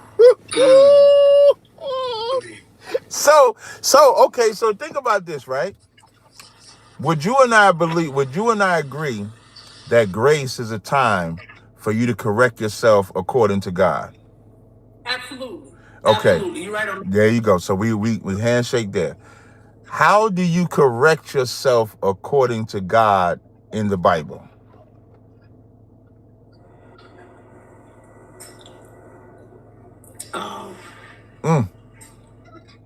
Let me simplify for you. I'll try to simplify for you. Do you believe that living according to God means you don't sin? And what would sin be to you, according to the Bible? Anything that's out of the way, anything that's not what God is, as far as anything that's what God is trying to tell how to live your life. So do you believe in the New Testament? Yes. Okay, so I'm gonna read to you from the New Testament what sin is. Wait, do you believe in the New Testament? Absolutely. I believe, just for the record, that I believe in grace. I gotta believe in the New Testament, right? Yeah, but I'm just trying to ask questions. Yeah, no, that's fine.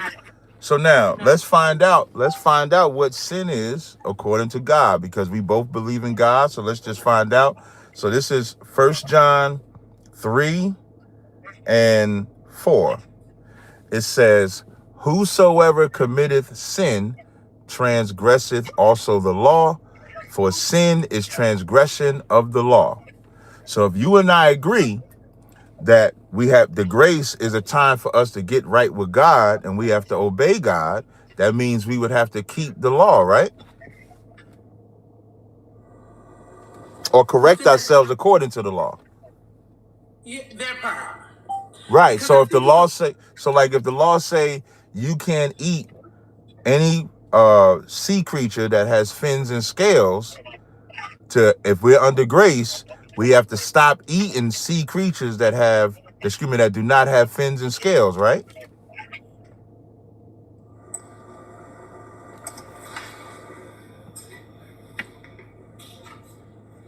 I don't perceive it like God. But that's a law, sis. That's the law, sis. I perceive it like it's a walk, and it's what God is showing you and telling you at that time. So I agree. So let's say it's a walk. Let me give an example. Go ahead. Let me get your example. Give me your example. Let me give you an example from my own life. Okay, so years ago I went on a fast. It was a 21-day fast. It was like a Daniel fast, I guess you could say. And I was going through the process. And as I was going through the process, at the end of the fast, I used to eat pork. I used to eat pork. So you don't say. The Most High was like, yeah. So the Most High was like, stop eating pork. And I was like, that can't be you. Right. Maybe that's something else. But I took that day. I listened to God that day, and you stopped eating it. Congratulations. And then I picked it back up, and I got sick. Wait, so you stopped eating it, and then you picked the pork back up, and then you got sick. I had one day, I had something, and then I was like, oh, maybe I didn't really hear that. And then I was like, Jesus Christ. Yeah, you did. Right. Then, by mistake, I had it again, got sick again. You said by mistake? You mean you ate it by mistake? Yeah, I didn't know it had it in it. I didn't know it had it in there. Later on, somebody told me, "Oh, you're that." Okay, that makes sense. So God made it clear to me: no more pork for you. Right. No more pork for you. So, in my understanding, which comes from more of a Christian base, even though I do believe we're God's people, some things that you all believe, I believe, and some things you all believe, I don't believe. But you do believe that you had to stop eating it if you wanted to be under the grace of God, right? Yes. Right, and you believe that do you believe that? Now let me ask you: was you getting sick before God gave you this revelation? Was you getting sick? Not to my knowledge. Right, if I was getting sick. You wasn't aware, but because you had made that pledge to God, you was cognitive that when you got sick after eating that food, that there could be a correlation, right? Yeah, it was a direct correlation. Right. It wasn't. And so So when you say it's a walk, because that's the word that you use, it's a walk. Grace is a walk. So as you come into the truth and you don't want to be a sinner and you want to obey God, there are going to be some things that you can quit right away, that you can repent from right away. There's going to be some things that are a little harder than others, but the goal is to stop sinning. So you can't, even your own example, you just proved that you can't eat pork according to God, because God was punishing you by your own words, which is in the Bible. In Hebrews 10 and 26, it says, if you sin willfully, after you have received the knowledge of the truth, there remaineth no more sacrifice for sins. So if the Christian church is telling you you don't have to keep the law, and the Bible is telling you that sin is transgression of the law, who's telling the truth, the Bible or the church? Well, I don't particularly prescribe to everything that they say either. So not because I'm trying to be rebellious or anything, but just because you should rebel against the church because they don't know nothing about the Bible. But I say that in the perspective of that, at that moment, once I got sick the second time, I knew, like, actually the first time, I knew, like, I really knew I heard it the first time, but I second guessed myself, and I really second guessed myself on purpose just so I could be like, maybe it's not. But when it became abundantly clear, like, that's not for me. And that's happened to me over and over again. The reason why I say it's a walk is because another person right next to me could not have, the same thing happened to me in regards to fornication. I used to fornicate. And then God was like, no more of that. And I was like, really? And he was like, yeah, no more of that. So it came to a point, no more, none of that, no more of that whatsoever. Mm-hmm. So then I come to a point, but I can't look at the next woman of God. She going through her process. And I can't look at her and say, oh, you're doing this, that, and the other. I can say, this, I know what God wants But you're talking, so you're talking about two different things now. When you say you can't look at the next person and say something to them, you're talking about a condemnation or like judging or something like that. That's what you're talking about. But you're not saying that she still has to repent though from sin, right? Absolutely, she got to repent. So we all have. So now I'm gonna ask you one more time. Under God's grace, can you still eat unclean foods?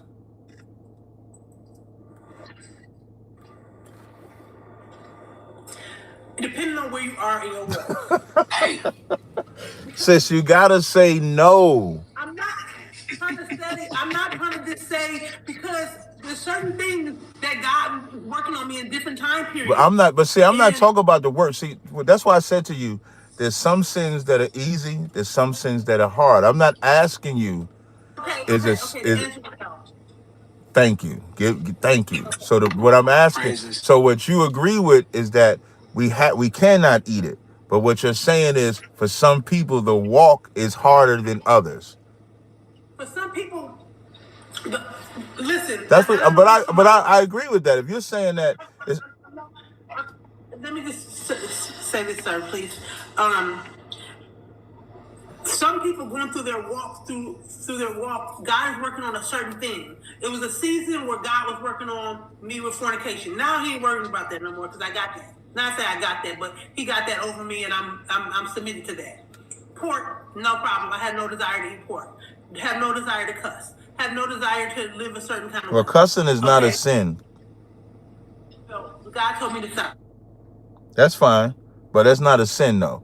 If you want to. No, it's not a sin to him. It could be a sin to you, but that's just your own personal position. When we talk about sin, you said what? You told me not to curse. No, that's what I'm saying. I ain't gonna tell you to curse. I'm just saying that that's not a sin. But I ain't telling you. Maybe your mouth was just atrocious enough to where God said, "Shut your mouth." Could have been like that. But when we talking about sin, sin is just transgression of the law. I'm just making sure you understand that. As long if you're not breaking God's laws, then you're not sinning. So if you want to obey God, you read the Bible to find out what laws you're supposed to keep, what laws, you're not supposed to break. I kind of know what you're saying, but I'm gonna take this, and just before you say that, this is gonna be the last exchange. But you got it. Okay. I kind of don't. I think it's a little bit above the law because I feel like you could be transgressing God if God tell you go around that corner and turn right and this, that, and the third and gives you that person, and then you don't do it. Then that could be sin. So I'll land there. No problem, sis. But just understand, if you ever want to know if God is talking to you, try to find a prophet or a teacher so you can understand, because every voice you hear is not God. That's my advice. And that's to everybody. That ain't just to you. You hear voices all day. God ain't about to tell you to go around the corner and talk to this person or something like that. Just be careful with that. No, I'm not saying that. I wasn't saying that wasn't my point, but it's okay. No worries. Thank you. I appreciate the time. All right. Ads, what, ads play? You there? Yes, sir. How you doing? What's going on? What's your question? All right. So I wanted to ask you something. I've actually been following you since you were a chief officer, like years ago. So like, this is going back to when you was debating Polite like years ago. Right. Yeah, so I found out SUPK through me following Polite at that time, and we all know what happened with him, but that's another right. Facts. Yeah, but I'm glad I found y'all. But I actually wanted to ask you something. So a few days ago, I believe that you mentioned that you had lost a captain down in Texas, I believe. Not a captain, an officer 5,000 in Texas. Oh yeah. Okay. But the reason why I brought him up because last year I lost my godfather in a car accident. Right. And I don't know the exact scripture, but I believe like the Most High gives us a week. 7 days. Dead, I believe. Yeah. Yep. You mourn 7 days. 7 days, right? Right. And here's my question: do we get to pick which 7 days we want to mourn, or is it at the time of the passing from that day on? It should be the time that you are made aware of the passing. So, like, let's say if he passes away, let's say if an individual passes away Sunday, you don't find about it until Friday. When you find out about it, that's when you begin your mourning process. Okay. Yeah. That's how you do it. The main reason why I'd ask that is because with some people, like just depending on how close you are to them, sometimes those passings don't hit you until like months later. Sometimes. So the purpose of going through the mourning process is not to mean that you're not going to get a memory of him at a later time. Right. But you want to go through the mourning process so you can have got the abundance of remorse or the abundance of pain, the abundance out the way. Because it doesn't stop. Like my brother passed away last January of 2025. So I appreciate it, brother. So I mourned him. Thankfully, my mama let me anoint him.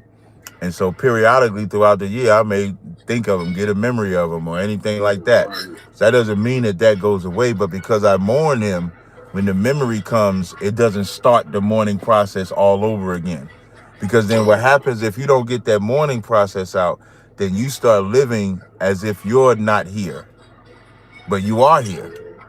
You can't live like you're not here. Living like you're not here does not help the person that you lost. It just destroys you. So the reason why you want to go through that mourning process is to get over the mental anguish, the psychological anguish, the spiritual anguish, so that you can endure when you have those moments. When you have that moment where, like every time somebody mentions Polite, right? For example, every time somebody mentions Polite, I think about my brother, because the only debate that he ever came to was the very first time that I debated Polite in Brooklyn, New York. And he only came in case he had to beat somebody up. That's the only reason he came to the debate. And I remember the nigga told me, he said, Cap, man, he didn't call me Cap. He was like, Ty, yo, after he did that first round, man, I thought he was going to beat you. And then you came out in the round and then you beat him. That's my memory. When people bring up Polite in debates, that memory could just pop up in my head. Now, if I didn't go over through the mourning process, I might be like, hey, man, I got to end this live stream. Hey, I got to do this. I got to do that. I might torment myself. So you don't want to torment yourself with the passing of a loved one, because now you're even making their unaliving about you. It's extremely selfish at that point, because it's selfish and it's making it harder to other people. Yeah. And the reason why you're making it selfish is because you don't think the person that's gone would want to trade places with you and be here. So you're alive. The Lord is allowing you to breathe life. Why torture yourself like you want to be unalived? You know what I'm saying? So you uphold that memory of your brother, your sister, your mother, your auntie, and then you live for them. You don't not live for them. Right. Correct. Yep. All right, Captain. I actually have one more question, and it's kind of like, so I'm actually from New Orleans. Actually, I'm from New Orleans. Right. And everybody was down there with Mardi Gras and all that. I didn't go. Is it against the laws for us to celebrate Mardi Gras? And what is the Mardi Gras about? I haven't celebrated in years, and I left New Orleans when I was 8. Origin. I haven't celebrated in many years. So the origin of Mardi Gras or Fat Tuesday.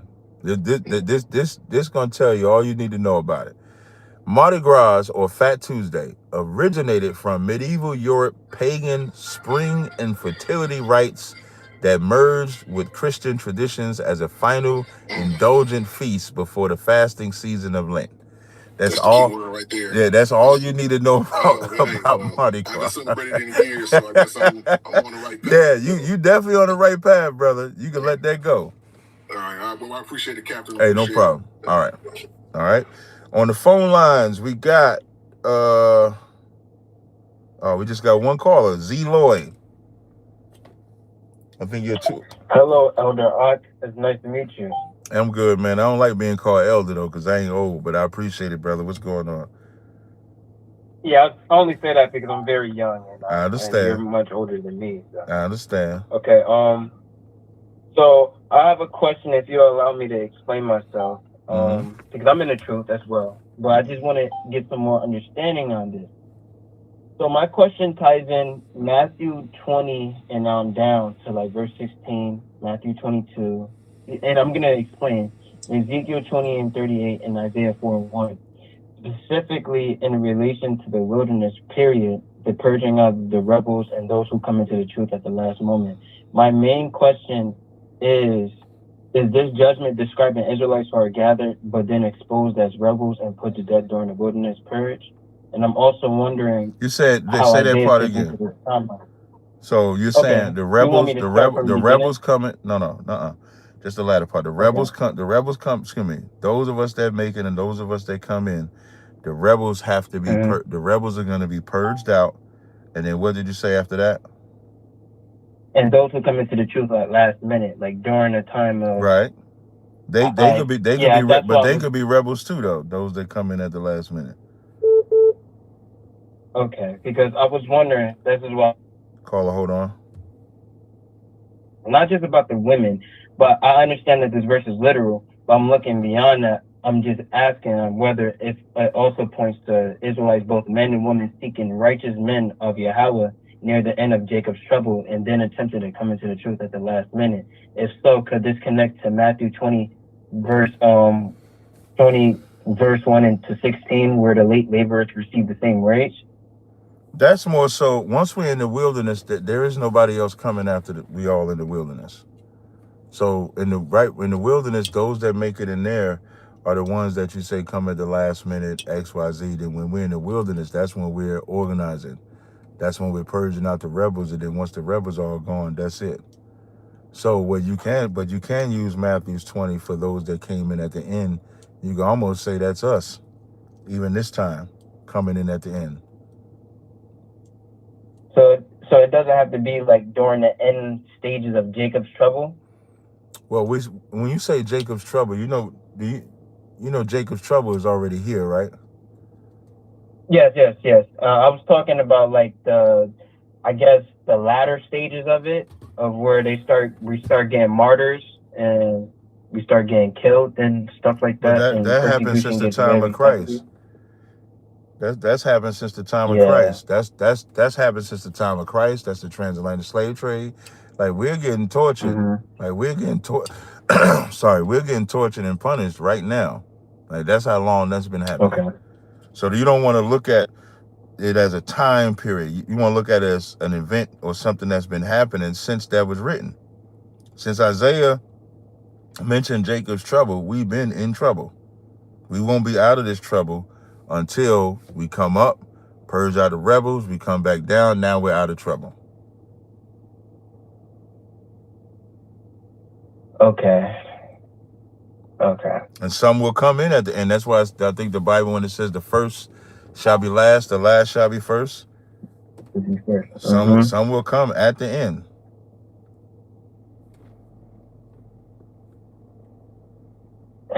Okay, because there's many camps that believe that we're not fully in Jacob's trouble yet, and I just be trying to get some understanding. Yeah, I would say stop asking them questions. I mean, it can't get no worse. I mean, how much more torment do they need to see we're in Jacob's trouble right now? We number one in every disease, every wickedness in the prison system. We done went through 500 years of oppression. How much more trouble do we need? Would you say that, because I know no man knows the hour or when Yahushua comes, would you say it didn't happen yet due to like the World War III didn't happen yet? Yeah. That's why he didn't come back yet? Yes. He's coming in the middle of that.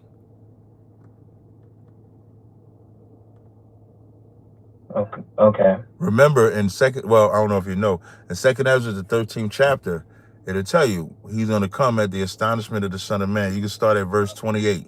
So read 2nd Ezra. Let me get it for you. Let me not be selfish. So in 2nd Ezra 13, I think it's 20. Was it 28? Yes. I'm following you. Yeah, I'm following you.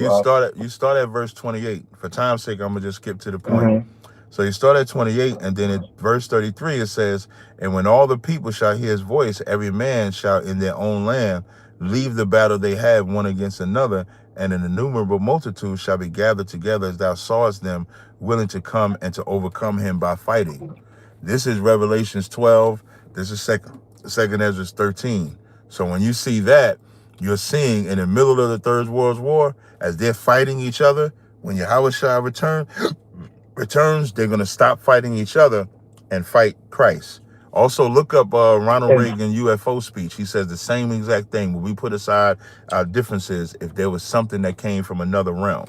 So they all know that this is going to happen. Okay, is this talking about the Valley of Jehoshaphat or Armageddon? Valley of Jehoshaphat. Okay. Yeah, that was basically my question. Caller, hold on. Period-wise, because certain camps and certain people like put out there with certain precepts that they use that we're still not at the latter stages. I would stop listening to them, brother. And I guess it does, I mean, not I guess, but it does make sense because we've been persecuted for the past thousands of years already. So it makes sense that we're already in it. Yeah. I mean, it could get worse, but but like you said, we're already in it.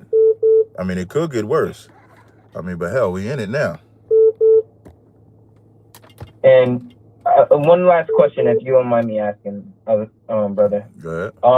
Wait, before you ask that question, hey y'all, we got I'm about to say my big brother. We got my right hand man, Captain Cotton. You said it right. I got my partner, my ace, Captain Tazaryach on the TikTok, man. So if y'all got any of them good historical questions and stuff, we got the right man for the job in here. I just want to let y'all know we got Captain Tazaryach in the building. But go ahead, brother. What's your question? I was gonna ask you, dealing with the mark of the beast, what do you really think that is? The mark of the beast the mark of the beast. Does I always answer it this way, right? Because I'm a teacher. What is Israel's mark? I wouldn't know. I would like you to tell me. No problem. In Ezekiel 9:4, when it says, "Mark them that sigh and that cry," our mark is being sealed in our foreheads, the information of the Most High, the law, statute, commandments, waking up the 12 tribes of Israel. So the mark of the beast is when you're marked in your mind with this current beast. We call it Christianity. We call it America. We call it his system. That's right. That's the mark of the beast. Because once you have this in your brain, and even as black people, you'll call somebody a mark. You calling them a mark based on something that they've done, based on how they conduct themselves. You call somebody a pig, you call somebody a rat, based on how they conduct or how they carry themselves. So the mark of the beast is being marked with the white man's philosophy because he is the beast. And here's what's important for everybody to know. Islam is a beast. Hinduism is a beast. All of them is a beast, but the beast in Revelations 13 is talking about the white man and his way of life, which is Christianity. The whore, right? Yeah. You gotta say 304 for my TikTok audience. I'm sorry. I was talking about the Revelation verse where it says it made. Yeah, but you can't say that word. You can't say that word. Oh, okay. Yeah. TikTok, TikTok be tripping. Okay. That's all I'm saying. Okay, I'm sorry about that. Yeah, I was not misquoting, but I was just paraphrasing about what it says in Revelation, where he makes war with the horns and. No, yeah, I understand. Oh, you say horn? I thought you said WHORE. Well, I did say that, but I was also referencing the horns and how the lady made war with the horns and it was slain of the saints of God. Right. I was talking about that verse. That's okay. Oh, okay, no sweat. But I do appreciate. Thank you so much. No problem, brother. All right, man, take it easy. All right, on the TikTok, Jesus and the Father. Let's see what Christian question he gonna ask today. I got two questions. The first question is, I've been looking more into Catholicism and Catholics. They believe that they follow the traditions of the first church fathers. Right. Where do you disagree with that historically? Where would you say they're lying? Where would I say they're lying? Mm-hmm. I wouldn't say they're lying if they say they follow those church fathers. I don't care. So it's not a matter of whether they're lying or telling the truth. They don't follow the Bible. That's the issue I have. They don't follow the Bible. Mm-hmm. Okay. Like the church fathers, if anybody do research, the church fathers didn't even agree. At least the disciples agreed. The church fathers did not. The church fathers did not agree with each other. Yeah, even like I remember when I first became a Christian. I'm still a Christian at the moment. I first read Romans the first time my pastor told me to, right? And I started to read it, and I went to him and I said, I'm terrified. He said, why are you terrified? I said, from what I'm reading, it seems as though they're saying Jesus ain't God. He said, you sure you're reading the right thing? I said, yeah, they literally said God, then Lord. They're making a clear distinction. He's not God. They're like, well, you're not reading it right. And I don't know. It's just crazy. What's your next question?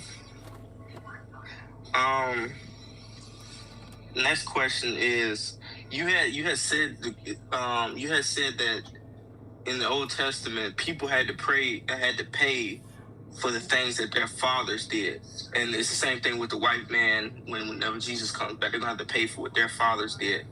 What's a verse to back that up? Wait, I said what? Say it again.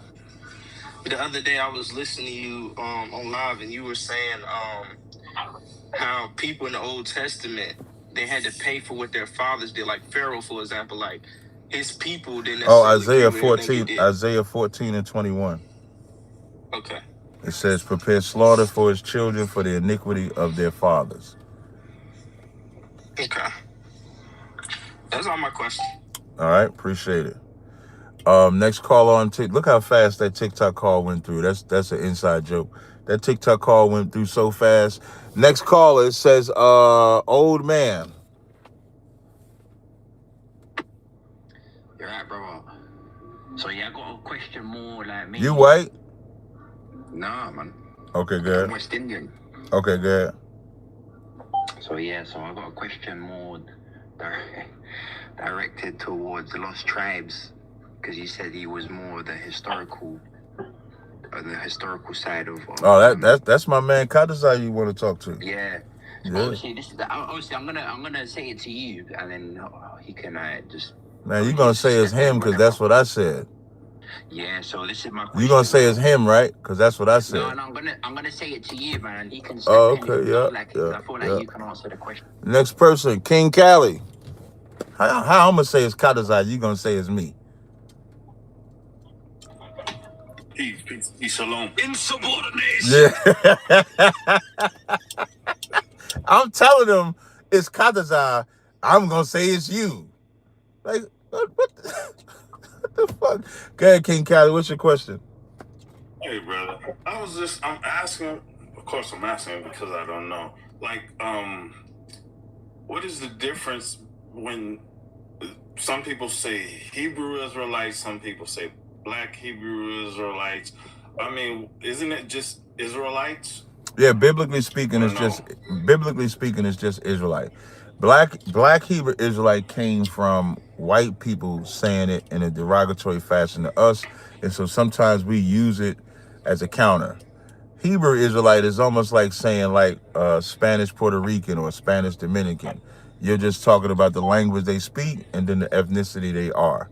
So when you say Hebrew Israelite, it's just slang. Like Paul said, I'm a Hebrew of the Hebrews. There's a book of Hebrews. That's just talk about our language. And the only Hebrews are Israelites. Even though Abraham is called a Hebrew and there's other people that came from Eber, the term Hebrew only applies to Israelites. So it's just slang. It's just different ways to talk. That's all. Right, and the Hebrew is just the language, correct? That's correct. I always have these conversations, and my friend, they get upset because I'm a question asker. You know, I'm always asking questions and trying to dig. All right, I'll take one more question. I'll take one more question. Okay. Sorry about that. Yeah, in the beginning, I was asking about a question about when the development of man and woman, when God created man and female and male in His image, and then later on, like further down the chapter, He created them again. Is those two separate? No, they're not. No, they're not. Man and woman? No, one is spiritual, one is literal. Genesis 1 is the literal creation of mankind. Genesis 2 is the Lord giving Adam his spirit, the breath of life, which is the law. And when it comes to Eve was already alive. She was just someone from his tribe. That's why it says rib or flesh and bone. Flesh and bone in the Bible symbolizes family. You can read Genesis 29:12 and 2 Samuel 4:1. You'll see Israel goes to David and says, behold, we are thy bone and thy flesh. Even when it says closed up the flesh, what Adam learned is that you can't marry outside of your tribe. So that's what Genesis 2nd chapter is talking about. Okay, so it's just spiritual. One was just spiritually. Okay, yes. Thank you. Appreciate it. All right, no sweat. All right, on YouTube, I got Latimer. Peace. Yeah, I'm coming from DC. My name's Amir. Okay, that's my last name, man. Got you. Okay, no sweat. You got a question? Go ahead. Yeah. Before I get into my question, I just want to say no black person should be supporting Michael Jordan.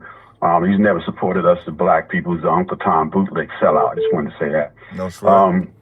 Secondly, I'm considering looking into. I have a friend that I grew up with that joined the Hebrew Israelites here in Washington, D.C., and I've just been watching, following you for years, and I got family in New York, so I want to actually meet you eventually soon when I come up to Queens. But I just, one question is, because I got to an argument here in D.C. with a Jew or Israeli who told me that black people and the Hebrew Israelites are not the chosen people, and I didn't know how to I want to know what verses support that, because he said that the people of Israel are the chosen people, not the Hebrew Israelites, and I didn't really know the verse to support. You know why? You know why you didn't know? You said, you know why you didn't know the verse? Why? Because you wasn't in class. You wasn't lined up. You weren't making your election sure. You wasn't going into your history, your culture. That's why. That's what my boy said. He says I need to come. I need to come to class. I need to come out, to learn. Yeah, because even as I give you this answer, he's going to counter whatever answer I give you, and I'm going to give you the answer, and you ain't going to be prepared for that either because you're not in class. Like, the truth is not. You're right. Yeah, the truth is not a lucky charm. The truth is not like the NBA where you get certain stats. Hey, let me look up the stats. Who got the most rings and stuff like that? That ain't the truth. The truth is what you are and what you live. So as you telling them we the children of Israel, but you can't defend how we the children of Israel, he can defend how he's a so-called Jew, though, right? Right. Yeah, because he loves being a so-called Jew. You gotta love being an Israelite more than just being able to cut a so-called Jew. So the way, right. You know what I'm saying? So, well, you can ask them. You can ask them, did they go on slave ships? Deuteronomy 28:68. You could ask them when Solomon said he's black and beautiful. How could Solomon be black and they now be white? That Song of Solomon 1 and 5. in Exodus when Moses put his hand in his bosom and pulled it out, it was white. When he put it back in, it was like his other skin, which means he had melanin. Paul was described. Right. Paul was described as an Egyptian. They had melanin. So how they have all this melanin back in the Middle East, and then now they just became white? It's that simple. Yeah, I appreciate that, man. I think it's time for me to, God chose for me to start going to class, man. I didn't want to interrupt, but I just wanted to say that. All right, no sweat, brother. Yeah, well, I just say, where you live at? I'm in the Washington, D.C. area, man. Let me give you a number to call. All right, let me get a pen. All right, I'm ready. 202 701 4640. And just explain 4640. Yep. Let's say Captain Tazaryach asked me to contact you so I can get in class. Okay. All right. Shalom, bro. Shalom, bro. On TikTok, the brother wanted a number. Yeah, I'm gonna give you a number now. Let me know when you're ready to take the number. Okay.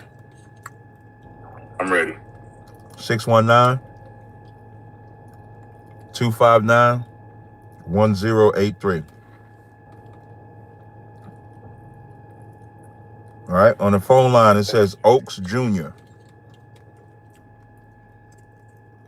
Hey, what's up, Cap? Hey, what's going on, brother? You got a question, no comment? Hey, man.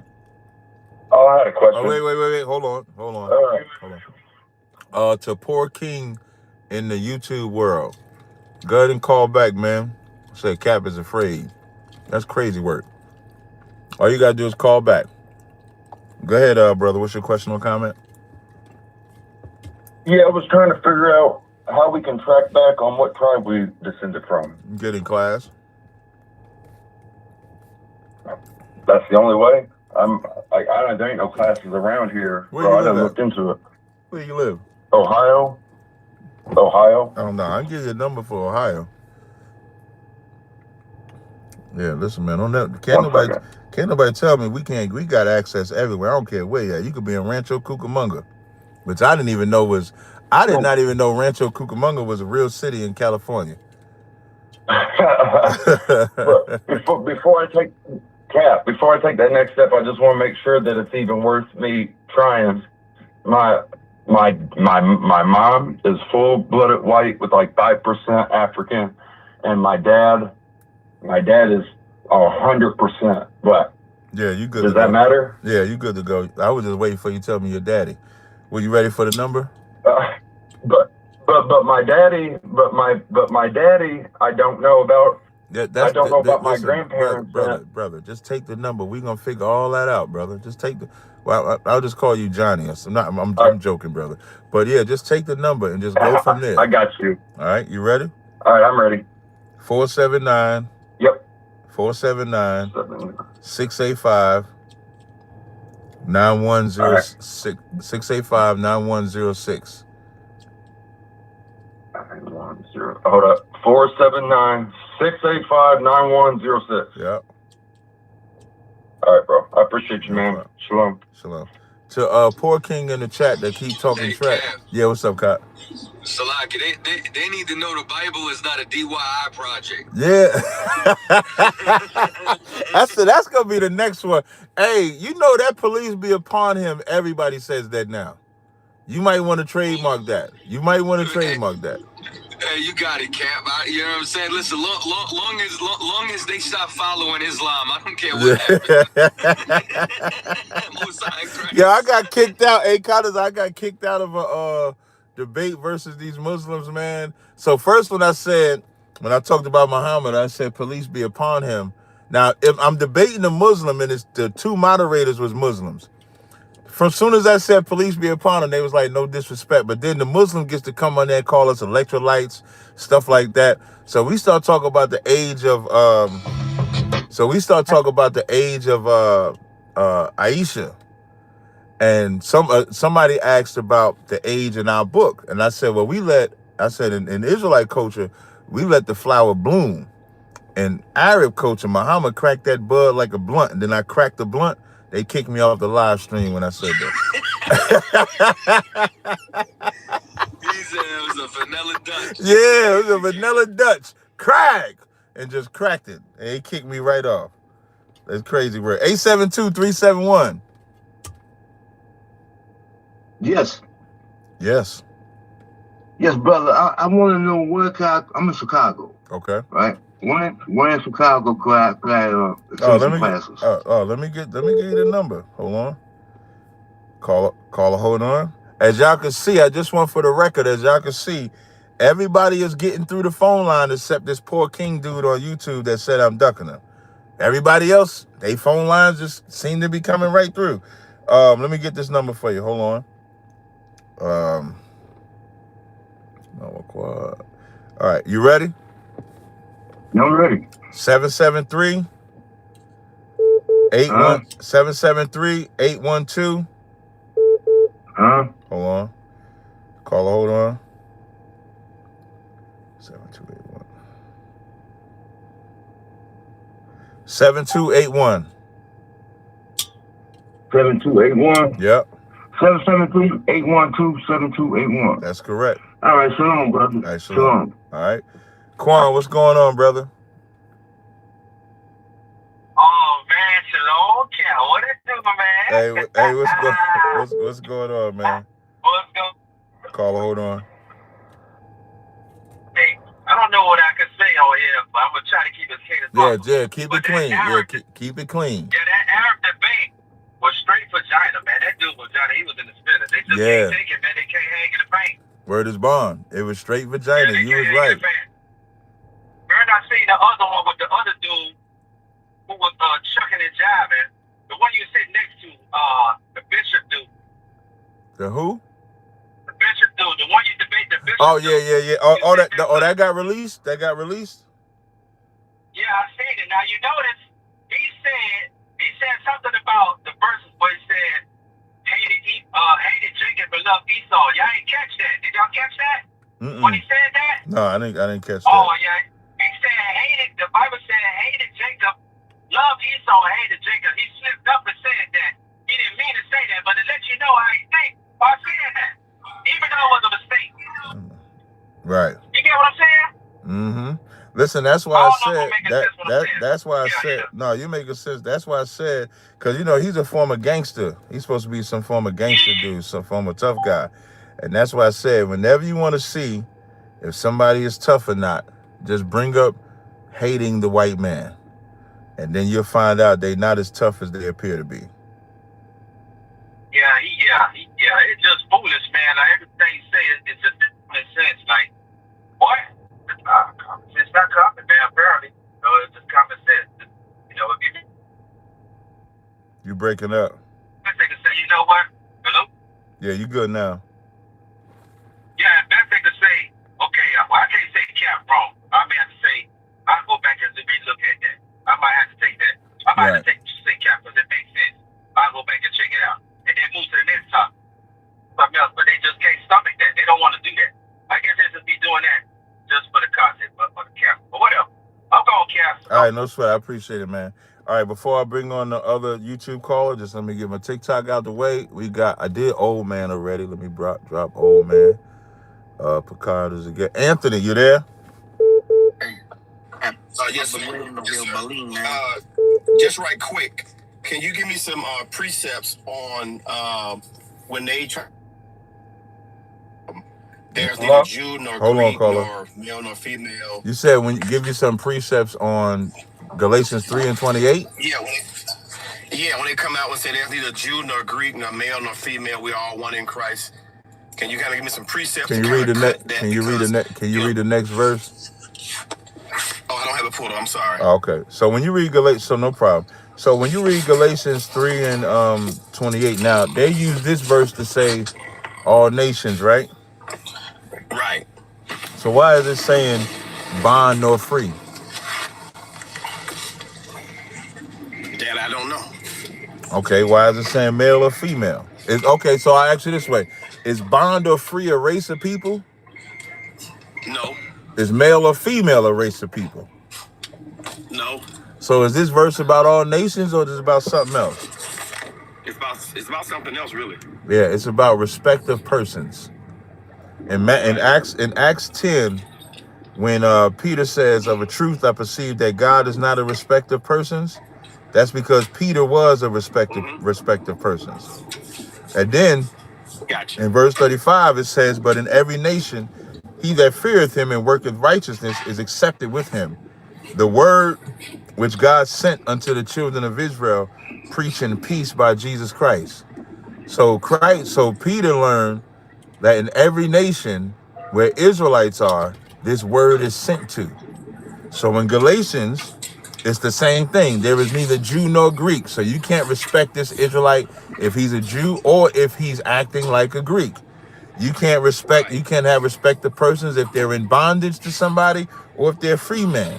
You can't have respect to persons if they're a woman or if they're a man, because we are all one in Christ. And then the very next verse says, "And if ye be Christ, then ye are Abraham's seed and heirs according to the promise." Now, once you get to that promise is only for Israel also. And then you can run down the litany of scriptures, Romans the 9th chapter, Ephesians the 1st chapter, and see the promise is only given to us. Okay. Appreciate it. Thank you, bro. All right, no sweat. All right, we're now at the wind down process, and I want to see who the cat was that was talking trash. Is it 407-655? 407-655. All right. 407-655. Going once. Shalom, Cap. You hear me? Yeah, I can hear you now. Yeah, what's going on? What's First off, I want to say shout out to you for your knowledge and all that. I learned a lot from you. Hey, but when you hit the Muslims with the Muhammad, peace be police be upon him, that shit is like the funniest thing I heard all year. But I had a question about the uncleanness of a woman when she's on her menstruation cycle. Okay. First, I want to get like the precepts on that, and also I want to know at what point do I wait until I can get back in there, Yeah, 7 days, nigga. 7 days? It says she's going to be unclean 7 days. Okay.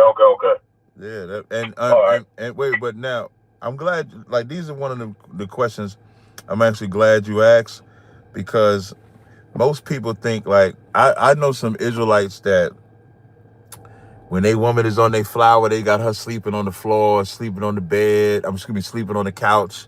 She can't sleep in the same spot. Meanwhile, they just on the other couch playing video games all day. They're not going to the temple of the Lord or none of that. Unclean. Always remember this. And this goes for every unclean law. Unclean is about a quarantine. It's about separation. Separation specifically from the congregation of Israel. So when it says unclean, it's not this vile, disgusting, dirty, nasty thing. It's more so about you can't come around. You couldn't come to the temple. You couldn't come to the school. You can't come to the feast day because you're unclean. But let's say if your woman is on a flower, she got her equipment on that she uses to not, ministrate on anything like that, and y'all just chilling in the house and you're not going to class. If you touch her or don't touch her, it's not bad. It's not sinning if you touch her, because you're only unclean until the evening. Now, you can't have intercourse with her at all while you're unclean. That is unlawful. Caller, hold on. So that part is unlawful. So that's the unclean rules. But it's 7 days. 7 days she's unclean. After them 7 days, then you good to go. All right, no problem. I appreciate it. All right, no sweat. 859-740. Shalom, Cap. This is Ashar Yahawah from Lexington, Kentucky. What's going on, brother? You got a question or comment? Yes, sir. About tithes. Right. By us not having a temple, are we still supposed to give tithes? I read a scripture about the alms and stuff like that. Yeah, you pay tithes for the rest of your life. Right? Abraham paid tithes to Melchizedek. Where was the temple at? We didn't have one. Shalom. He still paid tithes though, right? Jacob paid tithes too. Yeah, you pay tithes. I know. Yeah, pay them tithes. That's a demon when you don't want to pay. That's a demon when you don't want to pay tithe. No. It's not that I ain't trying. I ain't trying to pay tithes. No. I ain't saying. I'm not saying you. I'm speaking generally. Right. Mm-hmm. Yeah, because I was taught that since we're gonna have a temple and a high priest, that Yahushua is a high priest. And you know what Yahushua said? You know what Yahushua said? Matthew 23 and 23. This is what Yahushua said. Yahushua said, "Woe unto you, scribes and Pharisees, hypocrites! For you pay tithe, anise, and cumin, and have omitted the weightier matters of the law, judgment, mercy, and faith. These ye ought to have done, and not leave the other undone." So Christ said, "Pay them tithes." Right. Yeah. Okay. I'm not UPK yet. I'm still get it together. My 90-day process. I'm still going through my 90-day process. And who would I pay tithes to? You go to ishbk.com and pay your tithes right there. And you pay your tithes to us. We are the priests. And you would pay your tithes to us. And the beautiful part about us, you ain't got to worry about your tithes going to my car note. God. All right, that's all I needed to know. Ain't no sweat out. All right? Shalom. On TikTok, probably take two more. El Balin. It's El Balin, yeah. Hey, Cap, how you doing, brother? Shalom. You a brother? Yeah, I just realized I'm a brother, brother. How you realize you're a brother? What's your ethnicity, man? I'm from the tribe of Yashar. Okay, got you. I'm Mexican, brother. Okay, no sweat. I'm Mexican. I actually just got my ancestry 23 or whatever the heck, and I didn't know I was 5% African, so I'm a little bit more, you know what I mean, brother, than I thought. You know, I always felt good with the brothers. But anyways, I got two questions, man. Yeah, go ahead. I got two questions. Come on, man. And don't tell me one question because you've been listening to all these other two questions, please. I got a question on Isaac and Ishmael, and then I got a question. Come on with the question, man. Last time you mentioned you was talking to the dude and you said you expressed about your dad and how you was dealing with the fact that he wasn't good with him and that he hadn't had the life that you would say, I had the same issue with my mom and dad. So you said that you had trouble thinking they was in hell, right? So then you told to the brother, you said, or one of the dudes that was calling, you said that you found out something, which this is where I need a little clarification, where you found out that they not in hell, that they resting with the Lord. Can you like elaborate? Yeah, all spirits. Yeah, Ecclesiastes 12 and 7. When we pass away, all spirits go to the Most High. What I learned when I came into the truth is that there is no place that you are unalived and go to get a reward or go to get punished. That's what freed me. In the world, we believe that when you die, you're going to heaven or you're going to hell. That's what we believe. So what I learned is that. Then is this Ecclesiastes 12 and 7. Then shall the dust return to the earth as it was, and the spirit shall return unto God who gave it. That's what the Bible says. But we're taught that the spirit goes to, Satan, where he about to punish you. Even 2 Ezra 14 and 35 says, "For after death shall the judgment come, when the righteous shall be made manifest and the wicked shall be judged." So all of that takes place after that. You said Ezra what? Second Ezra 14 and 35. 14 and 35. Man, you got me. Got that little knot in my throat right up. All right, but come on with the second question, man, because I'm at second question. Thank you. Appreciate it. I'm over 2 hours, just for the record. I got you, man. I got you. I've been with you here, man. I've been listening to you all 2 hours. Ishmael and Isaac. I kind of heard that let's just pretend if you're coming from Ishmael, then you're not one of the chosen ones. Yeah, you're not. How come when I said Abraham is his daddy and you was just focusing on his daddy? Do you know how many sons? Abraham had? I mean, if the Bible was right, you know what I'm saying? I can't even count them, bro. You know what I mean? But yeah. No. It's simpler than that. He had 8 sons. He had Ishmael, Isaac, and six other sons. But the children of the promise is what God is talking about. And the only children of the promise are Isaac's children. So Ishmael got a blessing, but when it says in Isaac shall thy seed be called, that's covenantal, or that's the children of the promise. So it's not that they're not Abraham's children of the flesh, they're just not Abraham's children of the promise. And when you say blessing, what would that be? He gave him 12. He blessed him with 12 princes. Blessed him to be a great nation. But the promise or the covenant he made with Isaac. All right, fair enough. All right, appreciate it. No sweat, appreciate it. All right, 310-365. Hey, Cat, this Tazaryach Mike Smith from Illuminati Radio. Oh my God, what white man? What white man you trying to save today? No, I was looking more into what's going on over there in Iran. You know, they burning statues of Baal over there. Yep, I do. Yeah, and I did a little deeper dissect into that, and I couldn't find out that there were statues of Ishtar. Okay. Yeah, because when I looked it up in ancient in the ancient Babylonian, it's ancient statue of Ishtar. It's the same equivalent of that bull that's over there in Wall Street. Okay. Yeah, I'll burn all it down. Mm-hmm. Yeah, and that is, they burning it down because it's a symbol. I know you ain't with that conspiracy theory stuff, but it's symbolism of, you know what I'm saying, telling America to get out of their business, and they're gonna go back to that they're gonna go back to that rock. What rock? Allah? No, that Kaaba. That's the same thing. Allah is the Kaaba, but they already they already doing that though. Right? Did you have anything else? Yeah. Let me see what else. I haven't heard from you in a while. Like, you know what I'm saying? I haven't. I know, but I'm trying to get to the last people. I've been on this live stream 131 minutes. So. Okay. Well, it's nice speaking to you. Right, nice speaking to you. Let you know that World War III is just approaching. The missile's about to fly pretty soon. All right, brother. Appreciate it. Okay. All right. Last call on YouTube, 917-995. And for the record, that guy that said he was calling, he did not call my phone line. I just want that for the record. Come on, 917-995. I'll take one question. Oh, man, I was trying to squeeze two in real quick.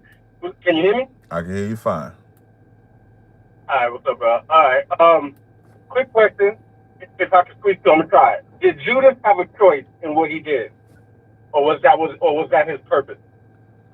Everybody has a choice, meaning like you don't have to do the evil. So even though it was prophesied that Yahushua was going to be unalived that way, he didn't have to be the one to do it, but it was in him to do it.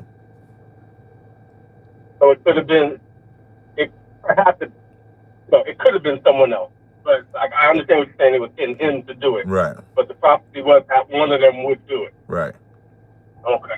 All right. If you can, take this next one, Deuteronomy 24:1. Can you explain what the uncleanliness is? As far as divorcing your wife? Yeah. It should be something unlawful.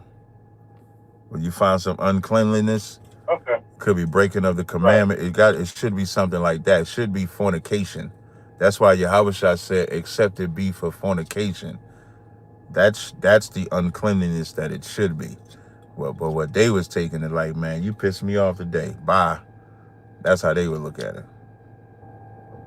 All right. So the uncleanliness is definitely not just any sin. It has to be that specific sin. Yeah, it should. Yeah, because I would go by what Yahushua said. Like Yahushua gave us the understanding of that.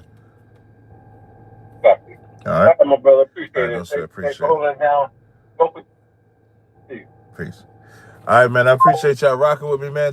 I think I got it. Oh, Chief. I didn't get Chief dude. The Chief dude. Chief School. I didn't get him. What's up, Chief? Thank God. How you doing? Well, my question was more of so pretty much on the divorce thing as well. But mine is a little more of like, so I'm in an interracial marriage. My wife is white. But how does that pertain to like if you stay with that woman. Don't let nobody tell you got to get rid of her. You just can't marry another white woman. Okay. And does that stop me from being able to join or no, it does not. She just can't come.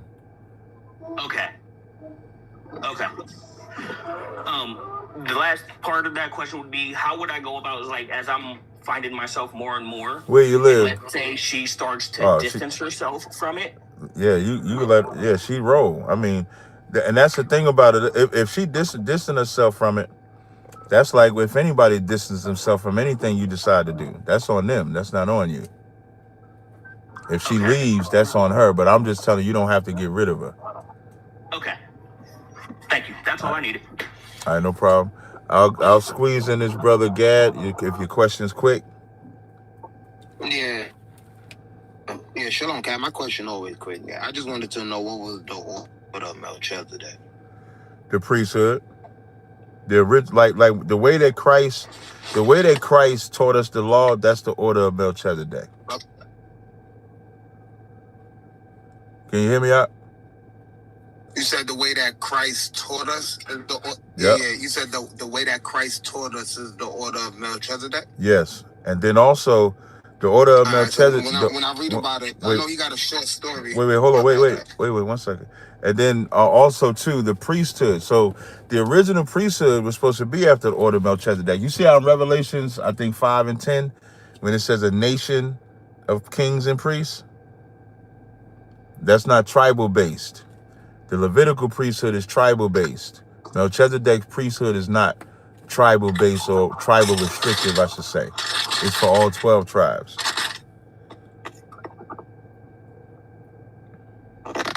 I got you. We read that in Genesis or in Hebrews about Melchizedek, Genesis, right? Yeah, Genesis 14. Genesis 14, Hebrews 7, Psalms 110, when it says, "Thou art a priest forever after the order of Melchizedek." So it's still about the law. All right. It's still about the law. It's just who's carrying out the law, and then how we receive the law. I guess that's what I was trying to ask. Like, what law did Melchizedek put in place, or what was his order? Every law. So the law. That's why I said it's still about the law. The laws is always the same. It's just a matter of who's in charge of executing those laws and who's in charge of teaching us those laws. Because Christ is a high priest, but he's not a Levite. That's the whole point of it being a Melchizedek priesthood. Melchizedek's priesthood is not restrictive to a tribe. But Melchizedek was the Levite? No, he wasn't. That's what I was about to say. Melchizedek existed before Levi, and Abraham paid tithes to him. That's how you know the law was always there. Exactly. Yeah, you're right. Yep. Thank you, bro. I appreciate it. All right, man. Until tomorrow, I'll see y'all next time. Yahweh Bashim Yahshua Brakatah Thumb. Yahweh Shema Thumb Bashim Yahshua. All right, Kat. I'll rap with you later, Kat. All right, black man. All right, Latino man.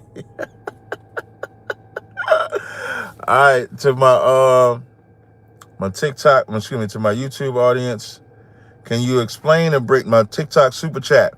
I answered Drop City super chat. Appreciate that $5. Can you explain or break down Yahweh versus Yahuwah?